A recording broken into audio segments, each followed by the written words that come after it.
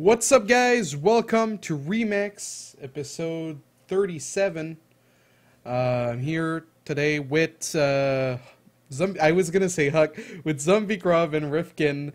By the way, for those that are wondering, where is Huck? He's had some errands to do before Challenger, because all the Challenger groups are next week, and so he's gonna be preparing for that. And he had a lot of things to do that were like outside the house. So let's go with the intros. Rifkin, how have you been, my man? Doing great, dude. I'm so glad to be your plan B here, Desert, since I can't turn up. What? No, you know I added you yesterday, right? You can't all on me this morning. We're just teasing. We're just teasing. It's good. We just finished casting, of course, so it's a bit of a wind down session. I don't know if you guys noticed I changed my shirt because the other one was just gross and sweaty, but just relaxing now, talking some StarCraft with some friends on Remax. You know, it's gonna be a good time. Yes. What about you, ZombieGrub? What have you been up to? Same thing Rifkin's been up to.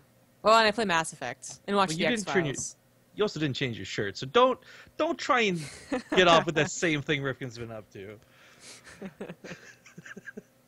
As far as me, I've been running my cup on Saturday. It was actually interesting to, yeah, there wasn't much going on Saturday. Actually, no, there was the Shotcrafts Clan War, so that was interesting to do that. Oh, the Challenger qualifier, Jesus Christ, I need to put some of that stuff on YouTube. My match versus Jon Snow, the Blink All In, I just... Oh my god. I laughed for 2 minutes. I just couldn't believe it. I don't know about laughing. I know ZombieGrub and I were just like, these guys have got to be like sweating, like, because it's non-stop. That was one of the better games. I'm not gonna lie, not just out of you, but like out of the overall tournament. Like, sorry, I know we'll probably save this before we get into it, but I just want to say, like, the NA tournaments, the qualifiers, they did not disappoint as far as entertainment goes. And yours was one of them. Yeah. Yeah, that game was like, and the worst thing was like 4 minutes before I actually won the game, I started whining. I'm like, what the fuck goes 2 base roaches? I guess this guy. And then I end up winning. I'm like, wait guys, I can win. It's like you're attacking his third and you're like, who the fuck goes 2 base roaches? Like, well, nobody in this game because there's 3 base. No, but he opened a late third and he had like roach speeder. Yeah, okay. Alright, so this week we're going to be talking about the WCS Heroes, you know, the new local heroes that are going to get crushed by their first round pick or whatever. We'll be talking about that. We'll be talking about Legacy of the Void versus Heart of the Swarm. Make sure to answer the poll of the week. It's a straw poll, takes 2 seconds. Also, make sure to go ask your questions on Reddit. I forgot to fix that. And then you can use the hashtag SC2Remax on Twitter to ask us your question. We'll also have the call-ins later. But let's get into it. WCS, the heroes. Now, ZombieGrub and Rifkin are the perfect guests for this topic, since they've pretty much guested every single qualifier that there was for Challenger. So we'll be talking about the players that made it for the first time in WCS, and surprisingly enough, there's a bunch of them. You would think all the old pros and so on would keep up their dominance, but apparently not. So let's get into it.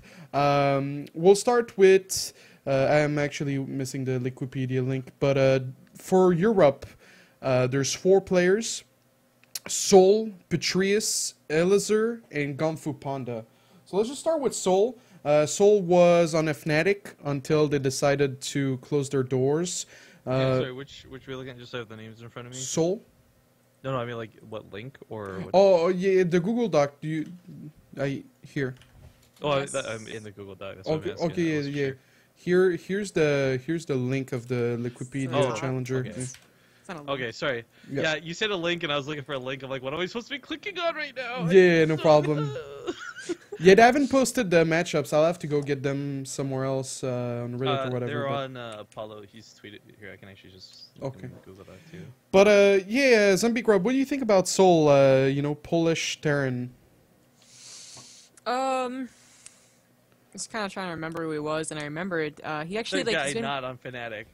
Yeah, apparently a guy not in fact. Well, because I know him more as like the Terran, who is like typical Terran for a foreigner, means that he doesn't really show that great of results, right? That used to be the norm, like foreigner Terran, what even, right? But then in the last couple of weeks, he's been performing really well in a couple of online tournaments, and then it was really cool to see him get through the entire way.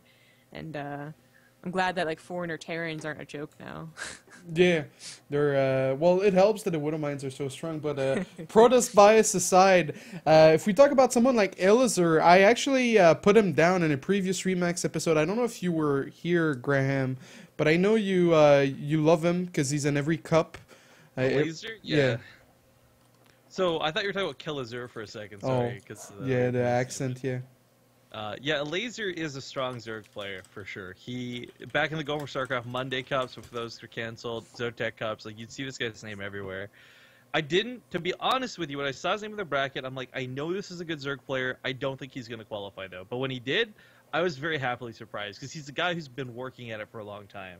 It's not like a bit of luck or he got some easy bracket. He had to work for it. Yeah, for sure. He's a very good player. And Petrius, like, that was actually surprised. He, like, failed in the qualifiers all through 2014. Yeah, he didn't. For those who don't know the story of Petrius, and this is, like, the heartbreaking thing, right? Because Petrius was, like, the breakout kid. Didn't make any of the qualifiers in the first season. He was the one player everyone expected to, but he's the one player that failed every single time for the entire Season 1. So he didn't get to participate in any of Season 1 of WCS. Season 2 rolls around, same sort of expectations. More of the better players are gone, so it should be an easier bracket for him. No, first qualifier, not making it. Second qualifier, didn't make it. Third qualifier, didn't make it. He gets it in the last chance qualifier in the winner's bracket. And when he won, what I loved was he looked really strong while winning. It wasn't like he kind of lucked out and six-pooled or cheesed. Mm-hmm. Like, he played really well. And I was just so glad that after it was like 7-something failures in 2 different seasons, he finally gets into WCS. Yeah, that's very nice for him. Especially after traveling so much, trying to be en route, being in the US, didn't really work out for him. Goes to My Insanity and finds his success. Through hard work, he's always been one of the players that plays the most on NA and now on EU. So that's really, really awesome. Kungfu Panda, the controversial Kungfu Panda. ZombieGrub, you want to take it away? Tell us a little bit more about him. About his controversy? Or yes. like how he played? Oh, okay. Well, he's the guy that he just made, a stupid, like...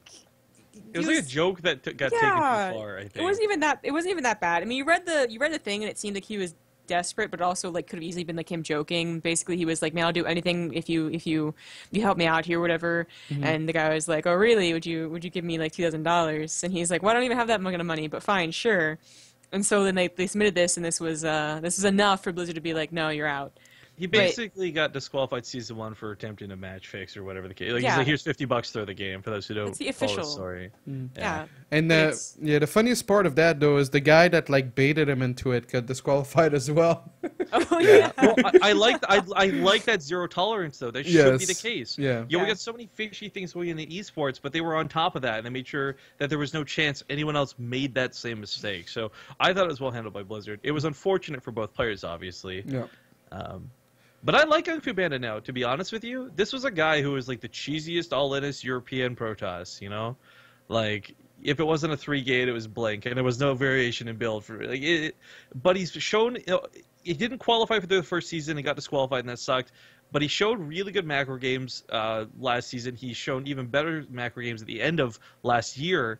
And, he took out Nurchio for his qualifying match. I mean, that is saying something. Yeah, for sure. Nurchio, really good Zerg. But yeah, Kungfu Panda finally making it through. He's very young, 16-year-old German player. So, he's got everything to gain from advancing. Wait, is he only 16? I think that's what his Liquipedia says. Because aren't there rules about, like, that's why Hero Marine and Arium and other young players can't play? Is that old enough to actually play WCS? I thought it was different. Maybe his Wikipedia is outdated because it doesn't say like birth date, but it says being only 16, he shows promise, having beating Asuabs and Sake. So I don't know. I don't actually remember what the age cutoff is. That's why I was asking because I don't actually know. Mm-hmm. But that would suck. Like, he gets this crazy story, he gets disqualified the whole time. No one realizes he can't play because he's like too young or something. Jeez, yeah, that would suck. That would really suck. But yeah, that concludes basically Europe. Just these 4 individuals making it for the first time. I looked through a few others. I mean, Rhett never made it past Challenger, and now he's in Challenger again. Maybe he's going to be able to get further. But let's go over to NA. WCS NA had 2 new players in Challenger. You know, having only 7 slots available makes it even more impressive. Let's start with Peely, who was actually in the intro, in case you didn't know who that was. Peely beating Scarlet. One of the players that plays the most on NA, you know, always streaming late at night, always playing quite a lot. What are your thoughts on Peely, Riff? Peely's been an impressive grower, I'd say. Like, he's never a kid I saw in a lot of these tournaments. He's nobody who I'm, like, quoting as being in the semifinals of weekly cups, but we'd see him showing up for, like, pretty much every IEM qualifier. We'd see him for all the big events, trying to play his heart out. He streams. He's not a popular streamer, but he does stream somewhat frequently, and he was not a name I really expected to qualify, but again, he took down Scarlet. We didn't actually get to catch that one because there were some issues with his internet, and they ended up playing while we cast Masa's series out. But yeah, he took out Scarlet 2-0. He played really good games of the games we did see. And even, I remember specifically, there were a couple matches where he's like, are you sure you want to cast me? Because I'm just going to lose tomorrow, or Masa 0-2, or things like this, and ended up winning. So I think he even impressed himself in the qualifiers. Yeah, that's pretty crazy. What about you, ZombieGrub? I just remember the first time that we cast him, he was like cheesing. He was like a little cheeser. No, like literally, like the first qualifier, we got him, and he cheesed, but he actually won with it anyways, against like a Terran, I think. So I was like, well, maybe he'll probably just be like a typical like pro cheeser. I don't know if he's really gonna make it that far. But then like the next day, he like shows like really really good macro games. So when it came around to like that game versus Scarlet, I remember bringing it up and being like, you know. Because I think Rifkin was like, you know, he's shown good macro games, don't really consider him a cheeser. And I was like, well, what about that first day where he's like really strong cheese? And it's unfortunate we never got to see what he did against Scarlet, but we heard that apparently it was more like her cheese that backfired than him cheesing her. Yeah, so apparently she tried to like proxy hatch and do a couple other funny things, but we didn't get the replay, so we don't know how that went. I think I heard Winter he ended up casting them or something, but I can't confirm that because I don't know. By the way, that's your last warning. After that, I'm gonna have to get you off for mentioning the Satan himself. Who, Winter? God damn it! No, I'm just kidding. One time I did hang up on you, but I'm not gonna do that again. Yeah, you did. You won't make that mistake again. Yeah, no, I won't. The overlays, man, they need to be preserved. But yeah, Peely, he's actually, I wouldn't say like a friend, but he's a good acquaintance. We talk about strategies. He actually helped me with Jon Snow and Scarlet when I was playing, once he was done qualifying. You know, he seems to be doing his thing of his own. He's got a few friends to practice with, but he doesn't have like the backing or the social or the networking that a lot of these players have. So for him to make it this far on his own is really impressive. Now this week, will it backfire? You know, not maybe having the most friends to practice with. I don't know, but yeah, it seems like every proto starts out being a cheeser, and then they transition into knowing a little bit more about what to do. Well, unless you're Arthur. Yeah, unless you're Arthur and you've basically given up and... Well, dude, the guy ends up being like top 16 GM on Korea most seasons being cheesy, so it's not like it's a bad thing, but it is not something you want to be limiting yourself to, that's for sure. Mm-hmm. And last player, Zeal, coming out of left field, beating No Regret to qualify. He beat Masa as well, right? Yeah, I have no idea. There's 2 people in the qualifier we had big questions about. Zeal was one, and Patch Toss was the other. And I remember, like, everyone was like, is Patch Toss, like, you know, Hitman, like, on an alt? And some people were saying, no, that's Zeal instead. And I really don't know much about Zeal. I just know that we cast, I think, 2 of his matches, and they looked pretty solid, I gotta say. So I look forward to learning about this guy in Challenger League and so forth. Yeah, it actually impresses me. Like, he was playing a lot of the beta. I played him quite a bit, but he still managed to, you know, switch short. Was Zeal the guy that had an alias or something, right? Like, he used to be someone we knew. Yeah, Ire. Yeah, Ire, that's right. I think he was on Team Ascension back in the day, way back once upon a when. Mm-hmm. But yeah, Zeal still, it's a guy who we haven't seen enough of. I mean, I might have known Ire forever ago, but I don't remember enough of him. I haven't been keeping up with him. Mm-hmm. What's funny, ZombieGrub? Yeah, I said I just don't remember Zeal at all, and someone thought it was really hilarious. I see. Oh yeah, XD. But yeah, by the way, some people are asking about Moro. Moro's taking a 2-day break before Challenger, so You know what you could literally do, desRow? what? You could just get like a small GIF of him just sitting on one of your episodes and loop it. You know the difference because they never fucking died. You should totally do it. Oh man, now you ruined my master plan. Oh, that's so much better than just having like a picture. Like, dude, that'd be so good. That'd be so troll. Yeah. Oh man. Rip. But yeah, those are basically the new heroes. Hopefully they make it. Did you pull out the Apollo thing? It's on his Twitter, right? In the Google Docs, I linked all of them. Yeah. For you. Oh, you're so nice. Yeah. Good guy Rifkin. Good guy Rifkin. For once. Rip your overlay, buddy. No. God damn it, Riffy. Come back. Alright. So basically the matchups for next week. Is that gonna work? Yeah, that's good. It's still a bit small. Oh yeah, that works. Okay, so we'll just talk about the most exciting matches for Challenger, WCS Challenger Matches. I think. Oh, this is so dumb, right? So I think just before we even talk about the specifics of this, like this kind of went as expected, where a lot of players, the first picks got the easy matches, or the ones that they were going to be most comfortable with, right? We all expected that to be the case, and I think Hydra picking Zeal, for example, was to no surprise to anybody. But what I did find interesting, and I'll wait till you want to get into the specifics, though, is as we got down the list, we actually ended up getting some pretty sick-looking matchups. Yeah, that was the most interesting to me as well.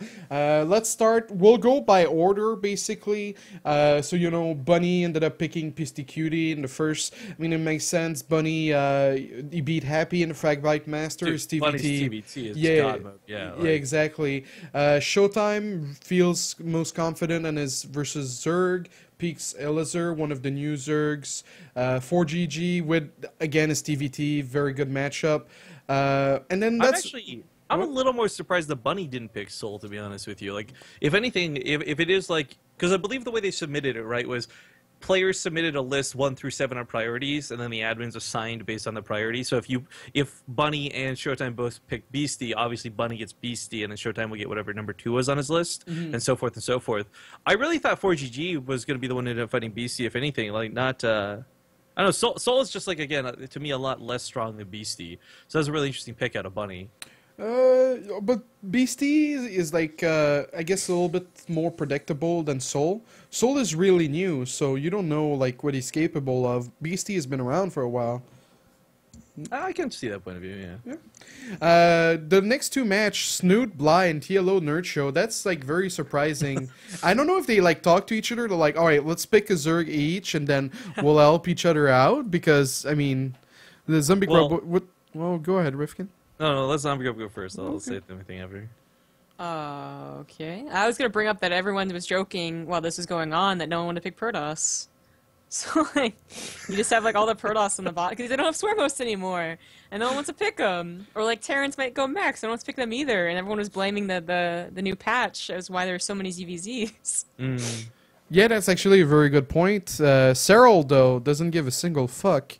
Well, he got like the second to last of his like choices, so. Yeah. So the thing I found particularly interesting about this sort of quad amount of players, Bly, Nurtio, Snoot, and TLO, is Nurtio has actually played against TLO quite frequently in a lot of various tournaments, whether it's our events or even going all the way back to the Conspiracy King of the Hills.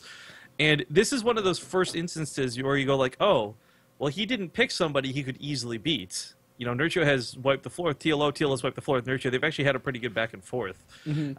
So I imagine this is one of those first instances where TLO had picked maybe Soul or BC or somebody, and like it just had the priority drop down, and TLO ends up with Nurtio. And I don't know whether that was intended for him. Maybe Nurtio was his first pick. I don't know. But I just think that sort of block very interesting, because Bly as well is very predictable, but interesting and different ZVZ, where I don't think Snoot can exactly walk over him either. But Snoot's got some of like the best foreigner ZVZ right now. So I mean it's going to be pretty nice for Snoot. But just the way that quad stuck out to me was like immediately like, okay, that didn't go according to plan. You know? You think so? You think that's not what he wanted? for Tilo and Nurchio, maybe not. Maybe Snoot and Bly, yeah. But I'm feeling it less so for Tilo and Nurchio. Just because they've got a history. Yeah. Do you think... would you rather have like the players available as the picking happens so that they can swap around their preference? I don't know. I mean, even if it was done like through webcams or something, I would have liked to have had a live show for it. I think that would have been cool instead of just like this list of we're trusted. Like, what if like tinfoil hats on, right? Like, what if the lists were kind of ignored and the admins just assigned them somewhat arbitrarily? So like TLO is told, oh well, the other ones were taken, but we have no way to know that. He has no way to know that. You know, like I mean, like it's not how it went down, obviously, but it just sucks not having everything live. And I understand you can't fly everyone out to a location, but even just like online through Skype or something, I think would have been kind of cool. I didn't actually see the picking process show because we had to cast, but it was. I doubt that they called everyone up on webcams. They didn't. Yeah, no, I watched some of it. It's only like 45 minutes long. Wow, no passion, ZombieGrub, doing two things at once. It was before recast, so I don't know what Rifkin is talking about. I watched Pro League and I watched the picks. Right before. Wow, Rifkin, no passion. No, hang on. This is like anti-passion. ZombieGrub will be like, oh, I'm so bored of what we're casting. I'm going to watch Pro League while we're casting. And I'm like, does that really happen? That actually does happen sometimes. Not frequently. I'm not going to make her out a scumbag, but there will be times where we'll be casting. She'll also have like something on the second monitor. Yeah, I'll like tell him straight up. Like if I'm still watching Pro League and we're starting, I'll be like, well, I got Pro League in the back. Honestly, it's because it's not because I'm bored of what's happening. I'm actually there's just nothing that's happening the first 10, 15 minutes while everyone like filters in and like they allow like late shows and stuff. So at the very least, something happen where I could be like, oh, Rifkin, like this is just so cool, like. It's like you'd hope for downtime. I won't pick it up in like. I won't bring it up in like the middle of like a best of 3 and like the round of 8 or some shit. No, yeah. That's cool. Like I said, I'm not trying to make her be a bigger scumbag or anything like that. All right, the second batch of matches. The biggest surprise to me was Alfie picked Glass, and I asked Mo on Skype while the picking phase was happening, and he's like, "No one wants the cancer that is Alfie." In fairness, Elfie's a strong player though, so I can kind of understand, right? Like, yeah, but like of all the players, like, cause like if you're picked Glass, you're considered like one of the best, right? Maybe. Again, this is assuming that everybody actually wants to pick what is quote unquote best to worst, opposed to like best worst matchup. So like Elfie might not be the best player, but the way it worked out was like everyone's other matchups were like a bigger priority. Like you'd much rather play TVZ instead of TVP. So Elfie gets pushed down the list one more type thing. Yeah. I think a lot of people look at this and think it's so linear, but it's not. Like with 16 different picks going on, there's so much more that goes into it than just simply 1 through 7. Yeah. Yeah, and so some of the matches, Welmu Ret, that's going to be interesting. Mana Hero Marine, that's a big rematch from last season. Uturmo Lilbo was actually very surprising to me. Like, you'd pick Lilbo over, like, Patrius, Marine Lord, Kungfu Panda, Elfie. Like, really? Lilbo was really good versus Zerg, so I'm not surprised none of the Zergs wanted him. His PvT is not bad, but he has shown weakness against his teammate Marine Lord, so it might be something where Uthermal, who hates TVZ with a fiery burning passion, says, you know what, I don't want to fight Marine Lord, I don't want to fight these BCQD or anything, I'll pick a Zerg or a Protoss, and he ends up with Little Bow. Maybe it's something he's actually scouted out and feels confident about. Yeah, that's like again, so much is like it's a by player basis, right? Like what we think is the best isn't what they think is the best. Yeah. And that's actually like what makes it very exciting too, is the picking process went through. Morrow picking Patrius, Appy picking Marine Lord. So that's gonna be sad. Like I think that's like one of the most stacked match of all these matches, right? Appy and Marine Lord. And that's what I thought was really cool. Is like again, like we expected it to be this real flop where on both sides of the bracket it would be like best guy versus worst guy or worst guy versus best guy, but that's not how it actually played out. And we end up getting some really nice looking Challenger League matches. Yeah. One of the funniest things for me was Naniwa versus Kungfu Panda. Because Naniwa, like the last thing he wants is like a PvP, right? So that's just great. Moro laughed as well when I pointed it out. What do you think is gonna win that, ZombieGrub? Naniwa and Kungfu Panda? Yes. Depends how much Naniwa's practicing, I guess. Oh yeah, that's true. I have no idea what he's really doing right now. So Yeah, I have faith in Naniwa, but I think Kung Fu Panda is going to surprise you. His PvP is pretty good.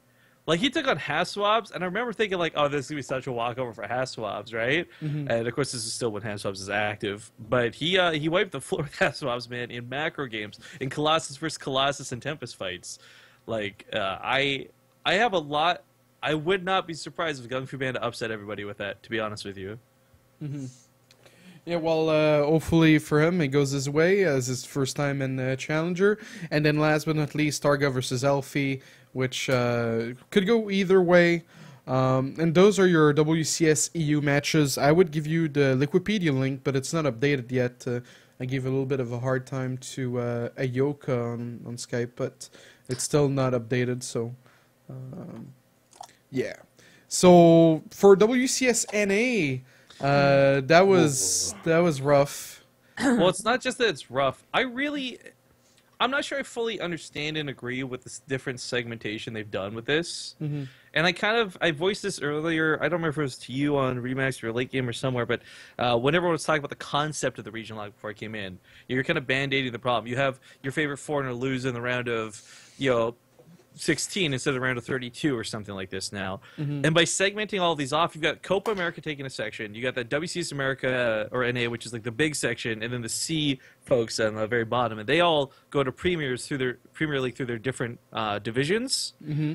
And I gotta say, it kind of sucks. Let's say in a hypothetical world, you get some folks from, I don't know, we'll say Copa America because it's probably the least known of all three, right? Mm-hmm. You get the Copa America region come through. You get a really weak Zerg player who just happens to be the best of all those whatever slots available. They get to the round of 16 through into Premier, and suddenly you've got this guy slotted for Challenger League next season who is probably not that great of a player compared to the rest of the others, is my only concern with this. And that might not actually be how it plays out, and it probably isn't how it's going to play out. But I am just really concerned that there's so much compartmentalizing of this half that I think it might over-affect the brackets rather than, create diversity. Do you mean, like... There's too much Koreans in any region, and they're just gonna spread in every round of 32? No.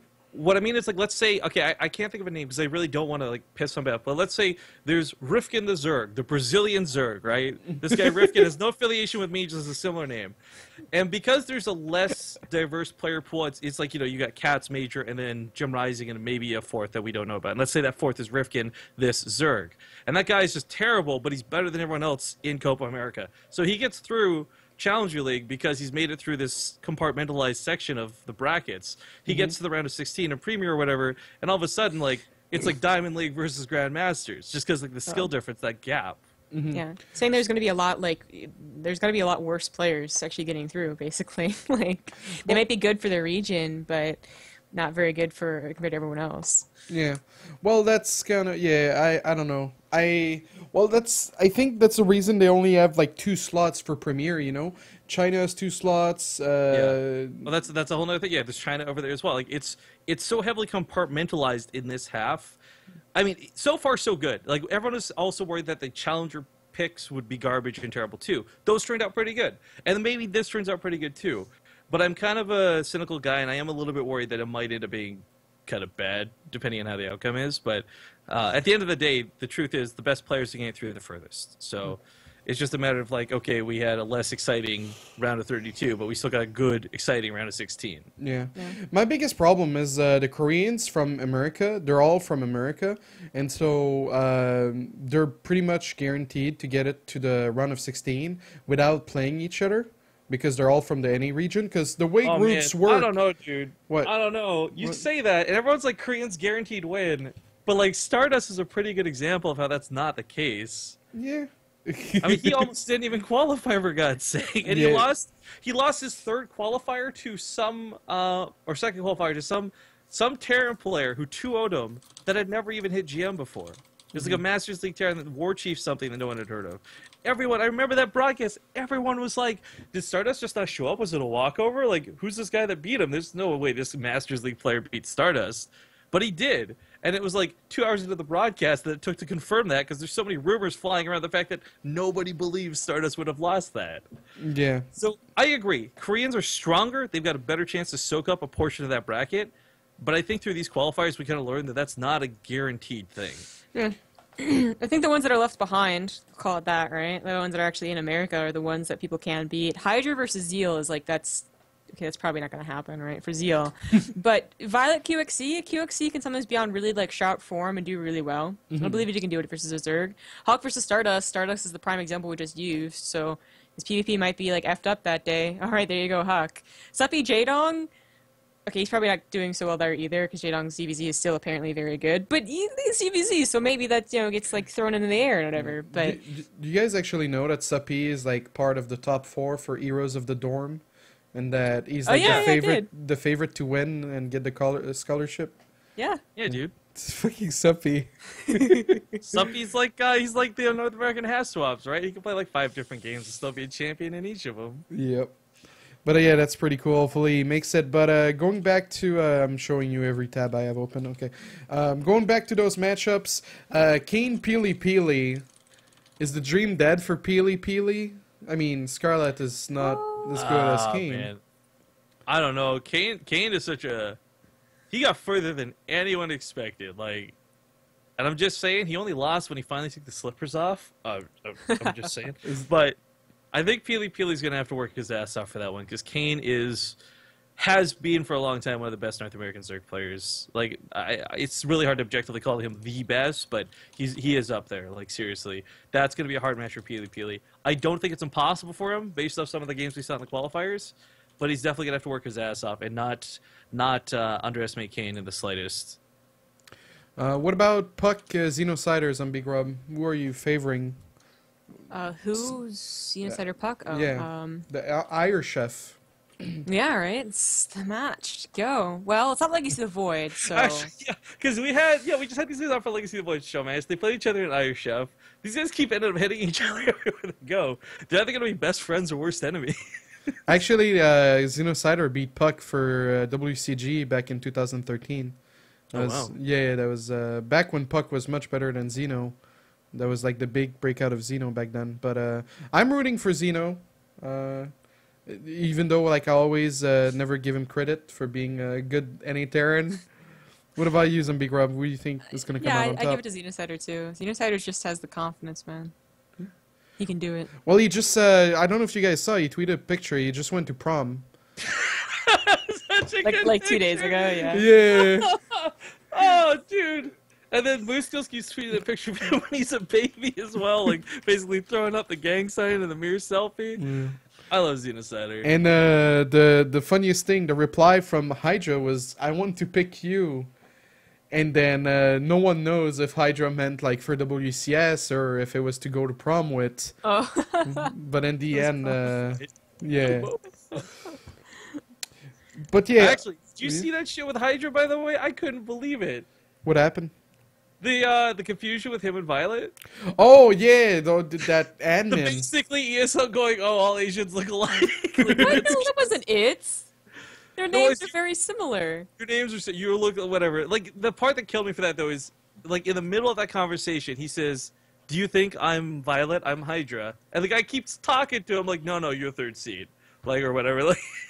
Yeah, he was like, "I'm Hydra," and he was like, "Yeah, you're third seed." And he's like, "No, do you think I'm Violet?" And there's like, "Oh, what are their names? Dongwon, like Shin Dongwon versus Kim Donghwan." Yeah, they both have Dong in their names, so you got apparently confused. they both have Dong in their names. So apparently Jaedong's getting like told misinformation too. Legit, like, seed, you're like, "What? I just qualified." How? Poor admin. The good thing his name wasn't leaked out. I'm sure that shit happens to most people, and it was an innocent mistake. It was still funny to see because I'm just like, these are the people we're supposed to look up to. You know, WCS is the standard, that bar everyone wants to like, grow to be, and you still have like something like that happen. It's kind of silly. So let's talk about Masa. Okay, so there's 2 Koreans left. After Violet picks QXC. There's 2 Koreans left. There's Masa, and then you have Huck and Suppy wanting to not play Masa and then deciding to go for the Koreans instead. Does that make Masa like the strongest of like the Koreans or? No. I don't think so. I think it comes down to matchup again, right? Like yeah. Huck, for example, I think actually stands a better chance PvP or PvZ, regardless of who he plays against, because his PvT just hasn't looked that great recently. And it kind of makes sense that Masa, who is a really good Terran player, doesn't end up on the top of Huck's priority list. So he ends up with Stardust. Okay, maybe Huck can do it, maybe he can't. I don't know, but I know it's a better chance than if he fought Masa. Same might apply to Seppi, but I don't know where Seppi sits in the game right now. I have not seen enough of Seppi lately. Yeah, that makes sense. So Astria actually, is he still playing? Because that guy like's always inactive and then just comes back to kick ass and goes away again. Right? He just disappears for a few months to go to school. What a jerk. Yeah, man, get a life, Jesus. All right, that concludes our WCS coverage for this episode. Oh, what the hell? Okay. I think it's okay. What else do we have? Next up, we have content creator, or rather just Legacy of the Void versus Heart of the Swarm. So you guys are like really good again for this topic. I'm so glad to have you this week on the show. Yeah, What? again, glad to be your B-listers. Great to be What? here. No! It's great to be here. Wow! Riffy! I see you chose us last. Wow! But anyway, Legacy of the Void versus Heart of the Swarm. You're not even denying it, Desert. That's what breaks my heart the most, man. But I know you're just, if I start denying, then you're gonna be, no, it's okay, it's a joke, and then you're such an ass.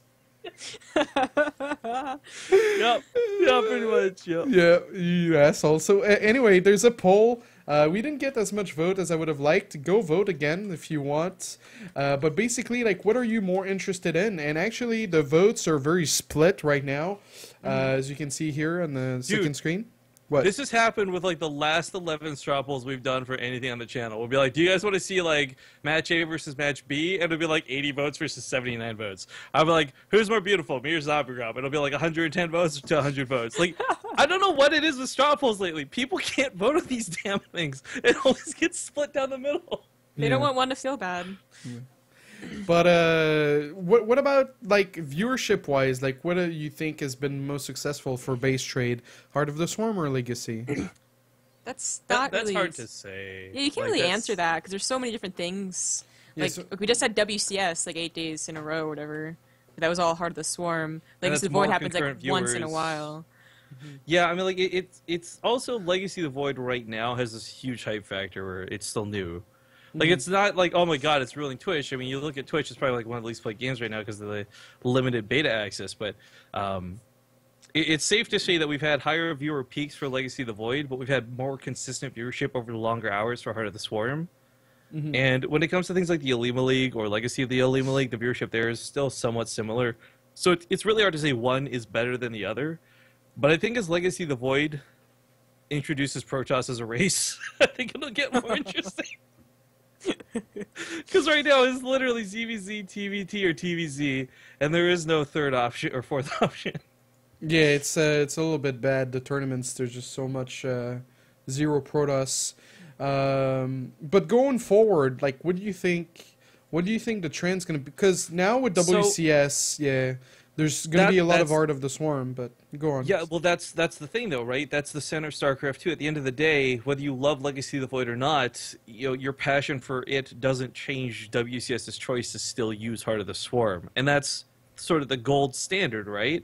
It's to make a small illusion, kind of like when HOTS was around and Starbow was picking up momentum. Like, okay, it's really cool, and it definitely has a community that's more dedicated to Starbow than Heart of the Swarm. But Heart of the Swarm is still, at the end of the day, what everyone comes down to, what everyone comes back to, what WCS showcases and what the fans build hype off of. I think the way I've always seen it is it's one part, like anything for viewership is like one part casters, but mostly part players. And if you've got Huck, it's not going to guarantee you 1,000 viewers on a broadcast. But if you've got Huck playing Legacy of the Void versus, I don't know, some random, unheard of North American player playing HOTS, I think that's going to have a big factor as well. So for me, at the end of the day, I think HOTS is still going to be the consistently better thing to have. But Legacy of the Void is so fun that mixing it up and our broadcast constantly bouncing back and forth between one then the other, then one, then the other. That's a good thing. It refreshes people.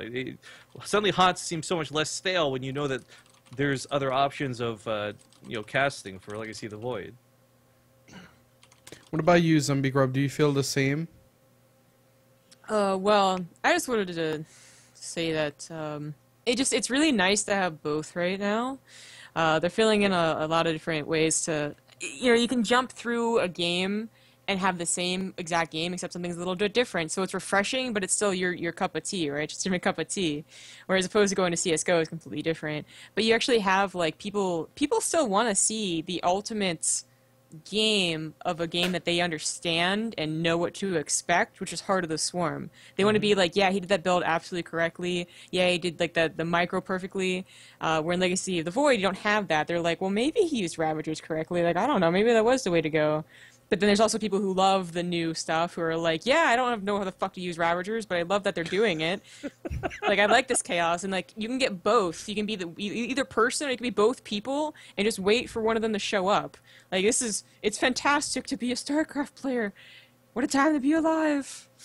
So I can't really choose. I really can't choose between watching either one. I want to watch both. Can we get some of that hype in a cast sometime? Jesus. What a time to be alive. What a time! It's the age of StarCraft. I think I said that when MMA was abusing Deadwing, so. Yeah, there is now, for me as a Terran player, there's never going to be a higher point than the original iteration of Deadwing and watching MMA play on that map. Yeah, that was a pretty cool feature that they added. Too bad they took it away. Right? Yeah. Yeah, right? Exactly. Yeah, you Zerg, understand. I guess, needed a chance to play, whatever. I do think it's interesting, though, like, in context to what they were hoping for, maybe, because, like, the biggest thing is obviously not necessarily the new units, which are fun, but it was the new economy changes. Everyone was pushing towards the economy changes, saying that they'll create more fun games consistently by being less turtle. So, if you look at it through that, then technically Legacy of the Void should always be the yes answer. Like, I want to watch Legacy of the Void.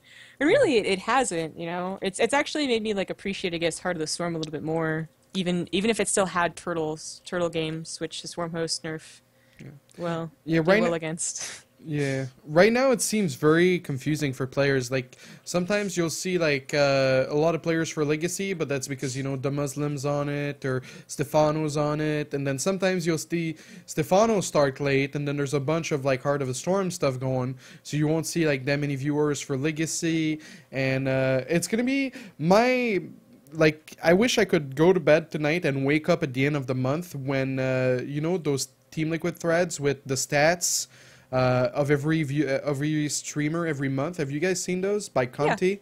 Yeah, so like what he did back in Heart of the Swarm and Wings of Liberty is he had a graph. So basically the graph goes this way, and then he cuts it in half wherever like the Sorry, Legacy, which way?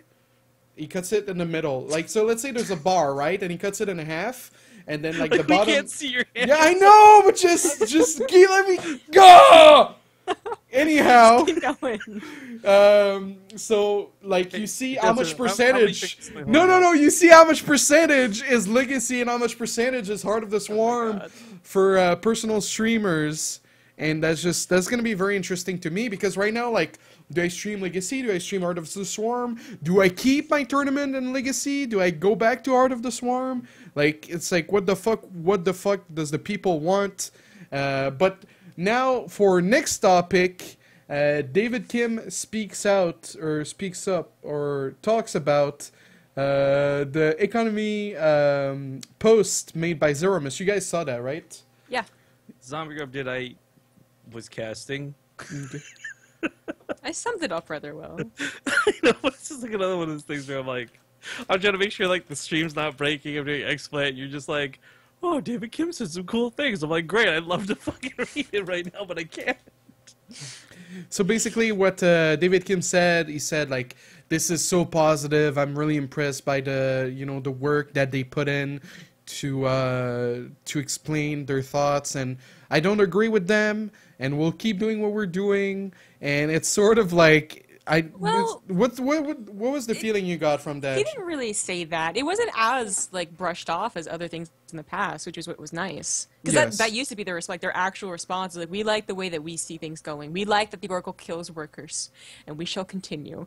But this one was actually like, it was really well thought out, and we saw some really good points. But we do like the way Legacy of the Void is going. We'll consider changing, but we do have to consider that nothing that we read theoretical, basically, is actually what you think it's going to be when put into the game. Like, that was a key point that was kind of mentioned at the end of like a paragraph. Like, this economy change sounds amazing, and it sounds like this is what's going to make it like Brood War, and plenty of very smart people have done a lot of like analysis on it and numbers and graphs and stuff that I can't follow. But at the end of the day, it's not perfectly like Brood War, and changing the economy to look more like Brood War doesn't change like unit design or the AI or like clumping. So like, the economy might do better, but if they put it in, they actually might find that it's just like, well, just, it's, the turtles still happen because, the AI is too smart, and, we have too many splash units, so, oh well, like, whatever. But they did say that they were considering to change it a little bit, the mineral patches. There's something really important that goes beyond what was said in the post, though, is the fact that the post exists. I feel like we've had a really hard time getting communication, even with someone as great as Scion, right, bridging the gap, being the community manager. We've had a really hard time getting Blizzard involvement as far as like official say goes. So we're left in the dark a lot of the time, wondering like, hey, there's all these great ideas. Why are they ignoring us? Do they just hate us so much, or do they just not care? Like, the fact that David Kim took the time to actually reply to that, it immediately removes the doubt, like, that Blizzard's being complacent, that they just put out this product that they think is good. And I just think it's really important that even if you don't agree with the post, even if the post brushes off or doesn't touch points on what you want to see right now, it's good to know that it's a channel of communication that says, A, they're listening, right? And B, that they might be willing to respond. But more to the point, that they are listening.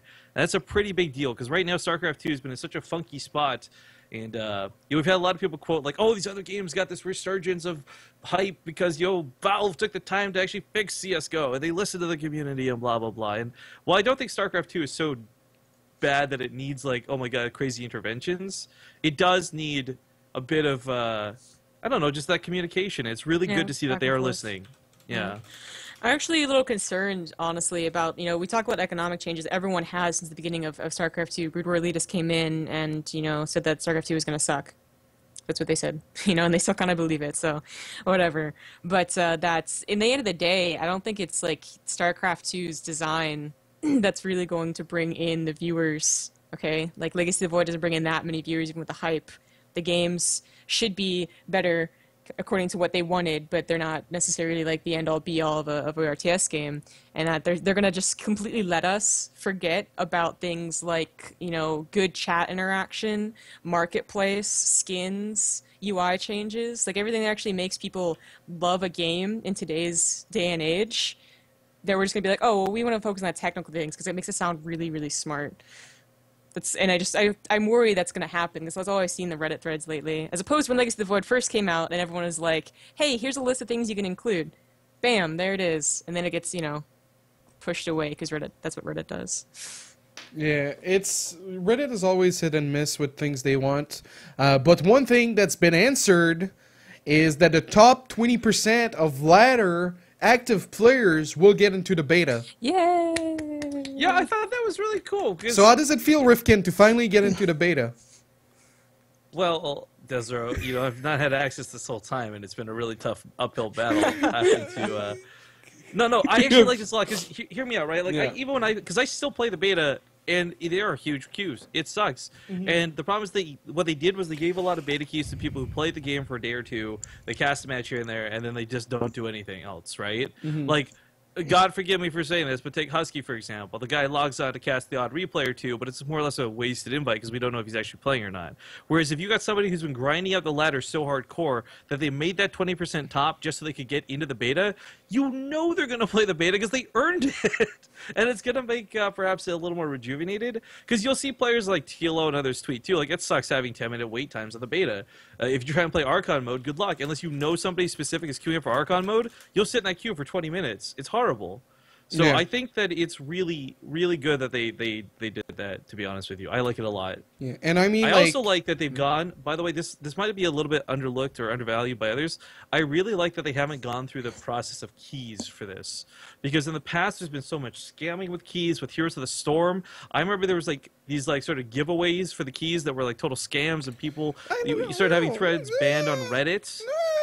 I like giving away keys. That's good for streamers. It generates I hype. do, but I don't disagree, but like I like that right now, like these silly early stages, they're really rewarding people rather than just like, Yeah. oh, here's keys, give them out to 5 of your friends because nepotism's cool, right? Like your friends who won't play the fucking game more than once, they just want on that hype train or whatever. Like I like the way it's being done right now. Like obviously keys later on cool, we do giveaways, raffles, that stuff, but I think that they've been really smart about the way they've opened with the beta so far. It sucks that it's a bit later than everyone anticipated, but it's still we've got it, and it's been pretty fun. It's been pretty good. It says will include roughly top 20% of players from Season 1. Some people are in the chat arguing that it's active, but it's not. I mean, like, to be in the top 20%, you have to play, obviously, and it's of Season 1. So if you're trying to go active now... What? What? Read what she's written in chat. It's fucking brilliant. Oh. Jesus Christ, ZombieGrub. Protoss is really not that bad, okay? Well, you know, it's always the map makers that are like, you know, we can't design maps because we got to worry about force fields, and you know, Blizzard doesn't want to rework the race and change force fields. It makes sense. Had tinfoil hats on, boys. Well, force field is ZombieGrub has cracked the mystery. well, force field is dead now, so you got your wish, It really ZombieGrub. is, actually. I'm surprised. Well, okay, so here's... I know we're getting kind of off topic. That's like, okay. But Parting, when he streamed, he did Parting builds, right? Like, him and MMA are, like, the players that I love seeing, because they'll be good, like, really fucking good, but they'll use the new units and new abilities like in controlled factors. They won't just be like, let's make 100 Ravagers. They'll be like, well, this looks kind of good for this one specific thing. So Parting did actually like push out with sentries. Like I turned to a stream and I was like, sentries, what are those? Oh, right, they exist. What the hell? Because no one ever uses them otherwise besides Terran him. and Widow Mines. No one's using Widow exactly, Mines actually. Yeah, Terran does build Widow Mines. So you see a Widow Mine, you're like, what the oh, that's right, they didn't remove that thing. That's right. So I'm actually not totally convinced that sentries are totally out of the game, and just that people are too afraid to use them, because, I mean, it took a long time for them to be used correctly to begin with, you know, in Wings of Liberty and Heart of the Swarm, and now they're, you know, everyone's a master of force fielding, but back in the day it wasn't. So, you know, these fragile units, when you can play with a Disruptor and an Adept, like, who would make a sentry? I don't know. Yeah, I mean, of course Parting will do amazing things, but for the commoners, the peasants, the rest of the Protoss race... For those that are not blessed with the powers of a god. Yes.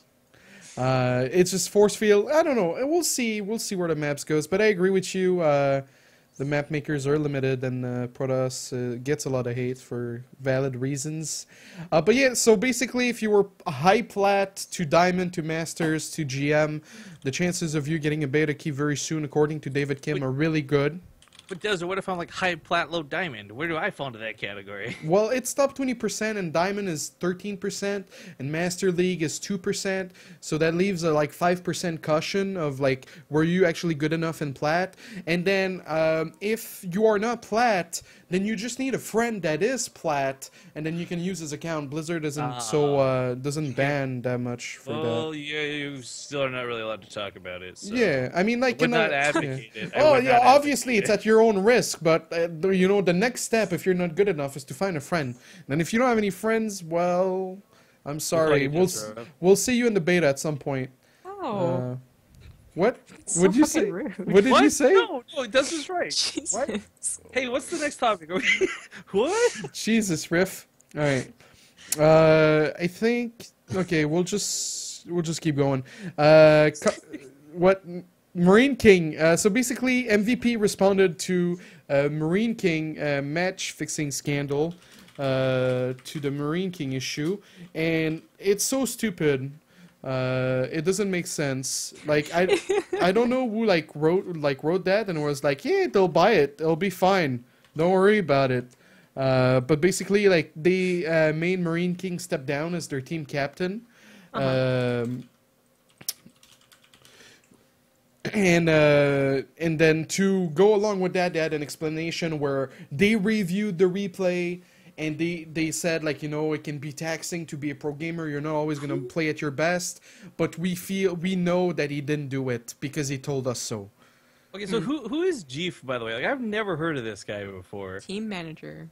I know, but like I just feel like they just found a guy and they're like, here, can you be a team manager? We need someone like just well, you know what's face actually up this problem. Like that's kind of what happened with like Slayers. Actually, they hired a guy to like do a bunch of their like their sponsorship deals and whatnot, and this guy basically dicked them over.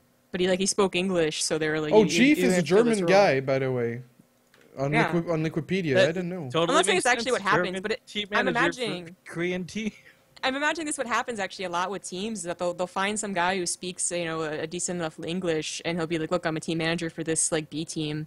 May not even be real, but the Koreans are like, yeah, okay, we'll pick you. Actually, go make a statement. Because Anna or whatever her name was like team manager for Invasion, you know, with Don Regu and Gumio and all them too, and that kind of didn't make a lot of sense either. So it wouldn't be like this isn't the first time that it's been a weird person to have this role, but I feel like I would have heard about this guy at some point, especially with how much we interact with MVP, with the Alima League, and other things. Like, I don't know. It just felt to me like this guy came out of nowhere. I've never heard of him before.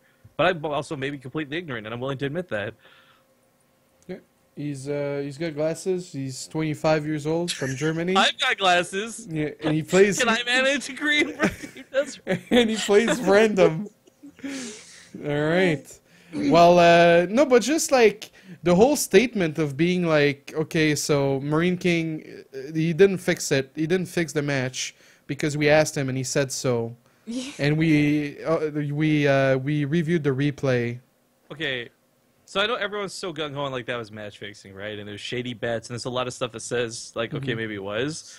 But I want to play devil's advocate here, kind of like we did with And Don't Kick Me Winter, for just a moment. Where, like, can you imagine you're Marineking, and you legit just had, like, the worst fucking day of your life. And you played the worst, most embarrassing game of all time, as if that alone is not enough. You then have the entire community trying to witch on you for match fixing, which you legitimately may not have had any idea about. Like, do you have it? Like, I can't believe this guy. I feel so bad for Marineking, like, right now, like, honestly. Well, I don't buy it, man. I think it wasn't a very good announcement. So I'm gonna, you know, kind of jump on board too and say, like, you know, what else would they really say? You know, like, if they like, oh, we stand by him. Yeah, like, we stand by him. He said no, he didn't do it, and we checked the replay. There you go. But the way that they said it, it just doesn't seem like a very good PR statement. It wasn't very strong or confident. It was kind of like, hey, buddies, look, we talked to your cool friend Marineking, and he said he didn't do it, and he was pretty chill about it. And you can trust me because I'm Jeef. Everyone knows Jeef. I'm everybody's best friend. Whereas, like, it could have been easy, like, you know, 4 sentences of, like, we looked very seriously into this matter. We do not take things like this lightly. Marineking swore they did not do it, and based on previous experience with Marineking, we believe that to be true. We looked at the replay. It looked a little suspicious, but his eye movements didn't actually go there, or something more concrete about that. And then you win the thing. It doesn't have to be, like, 4 paragraphs. We're trying to be, like, buddy-buddy. Like, you know, don't worry about it, guys. We got this covered. So its credibility certainly isn't there. But, like, what else would they really say, even if it was, you know, covered in, like, serious business jargon? Yeah.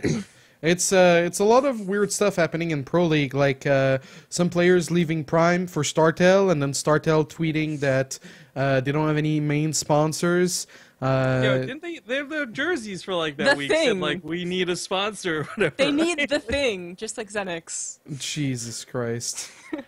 I feel bad for some of these Korean teams because they have talent, but they don't have the talent to get the sponsors.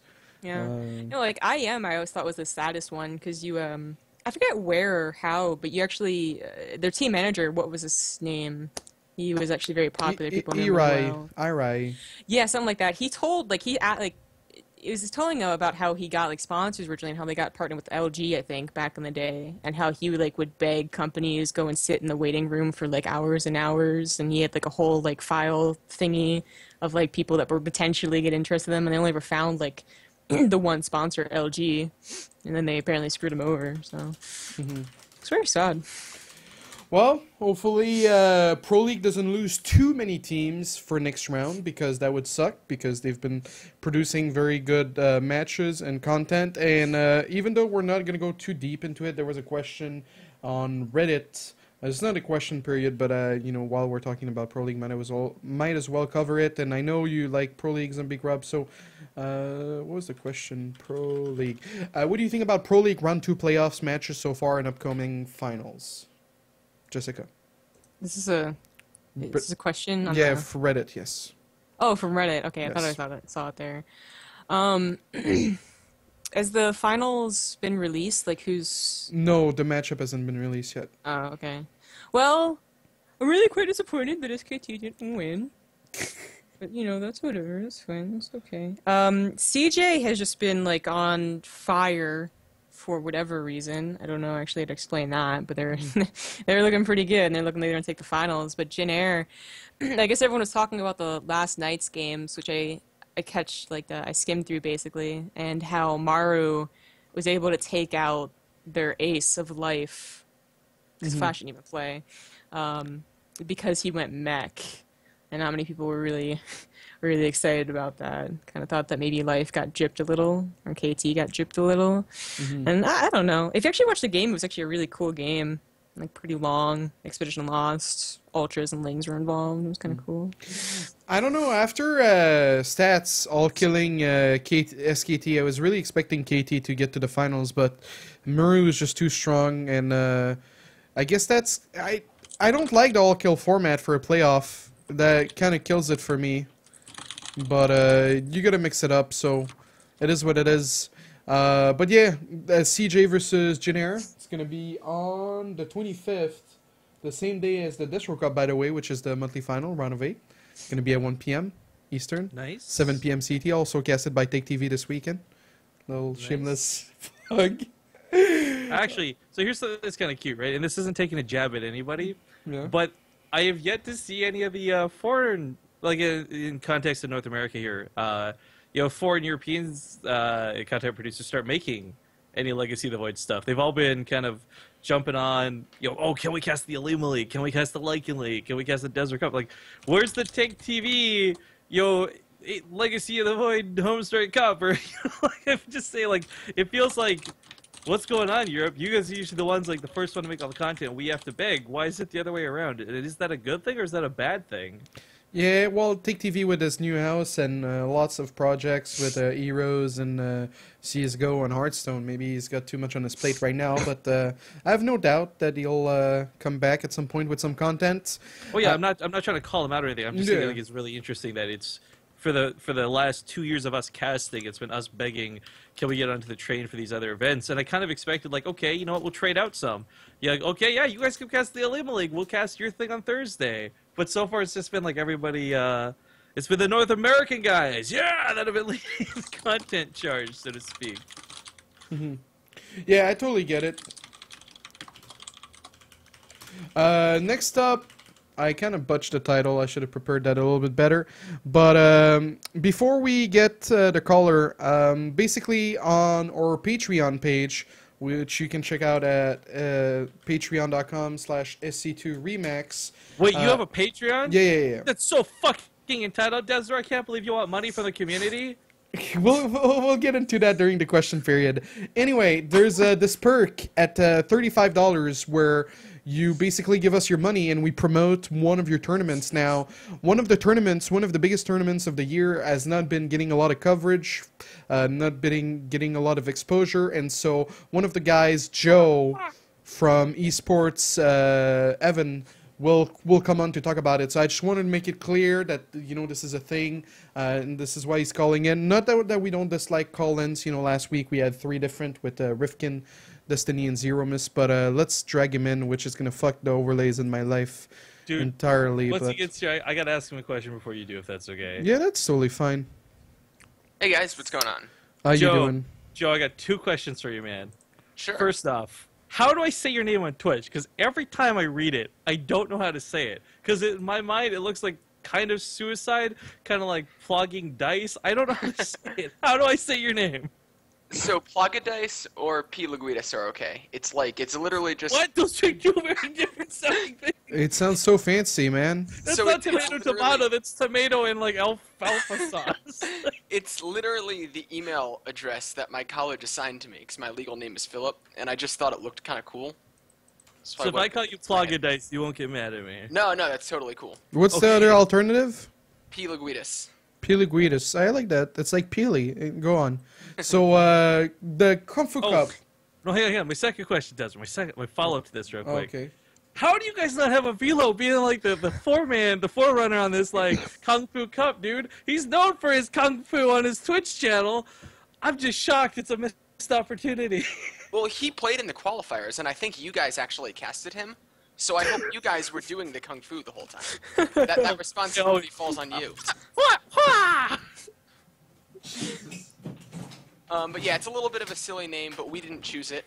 It's a Chinese tournament. The guys that organized it are called SC Boys, and they're kind of like the Testosis of China. But then they go home and they also run like a base trade TV kind of thing. So they cast at Neo TV all day and then go home and have a community channel. So I guess they've got a lot of passion. But yeah, so the Kung Fu Cup, it's a 21K tournament. It's global.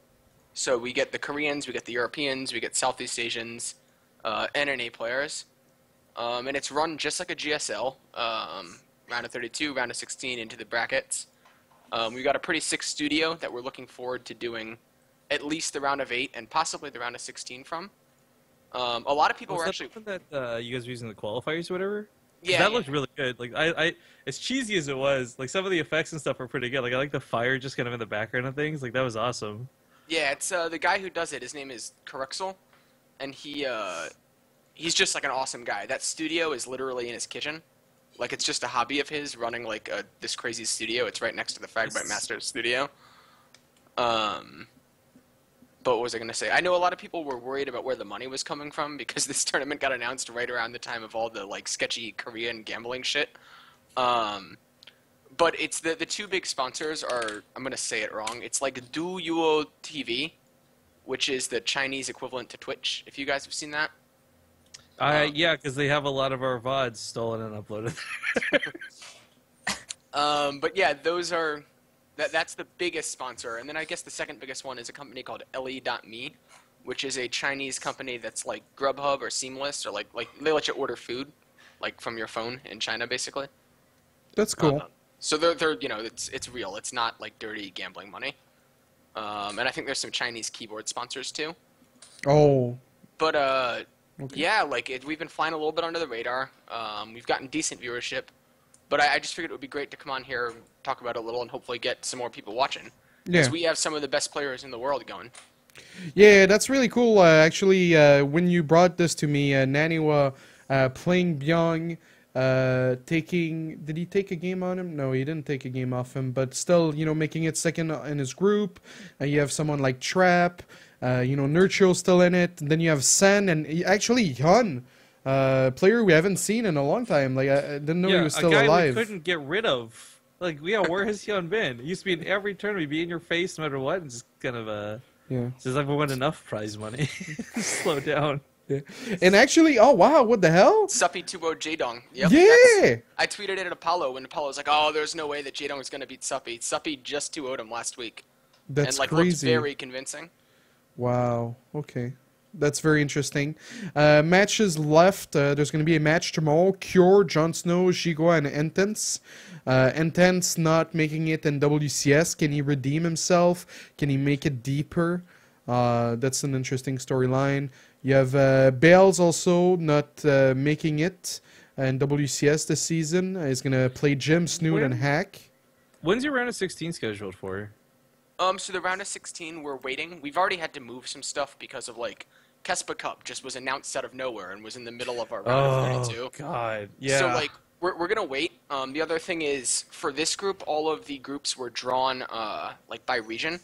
For the round of 16, they're going to be random draws, so it's going to be a little bit more competitive. Ooh. Yeah, I was going to say, the round of 32, like, some of the groups are mainly have really interesting names. They're pretty one-sided groups, but I'm definitely interested in tuning in for that round of 16.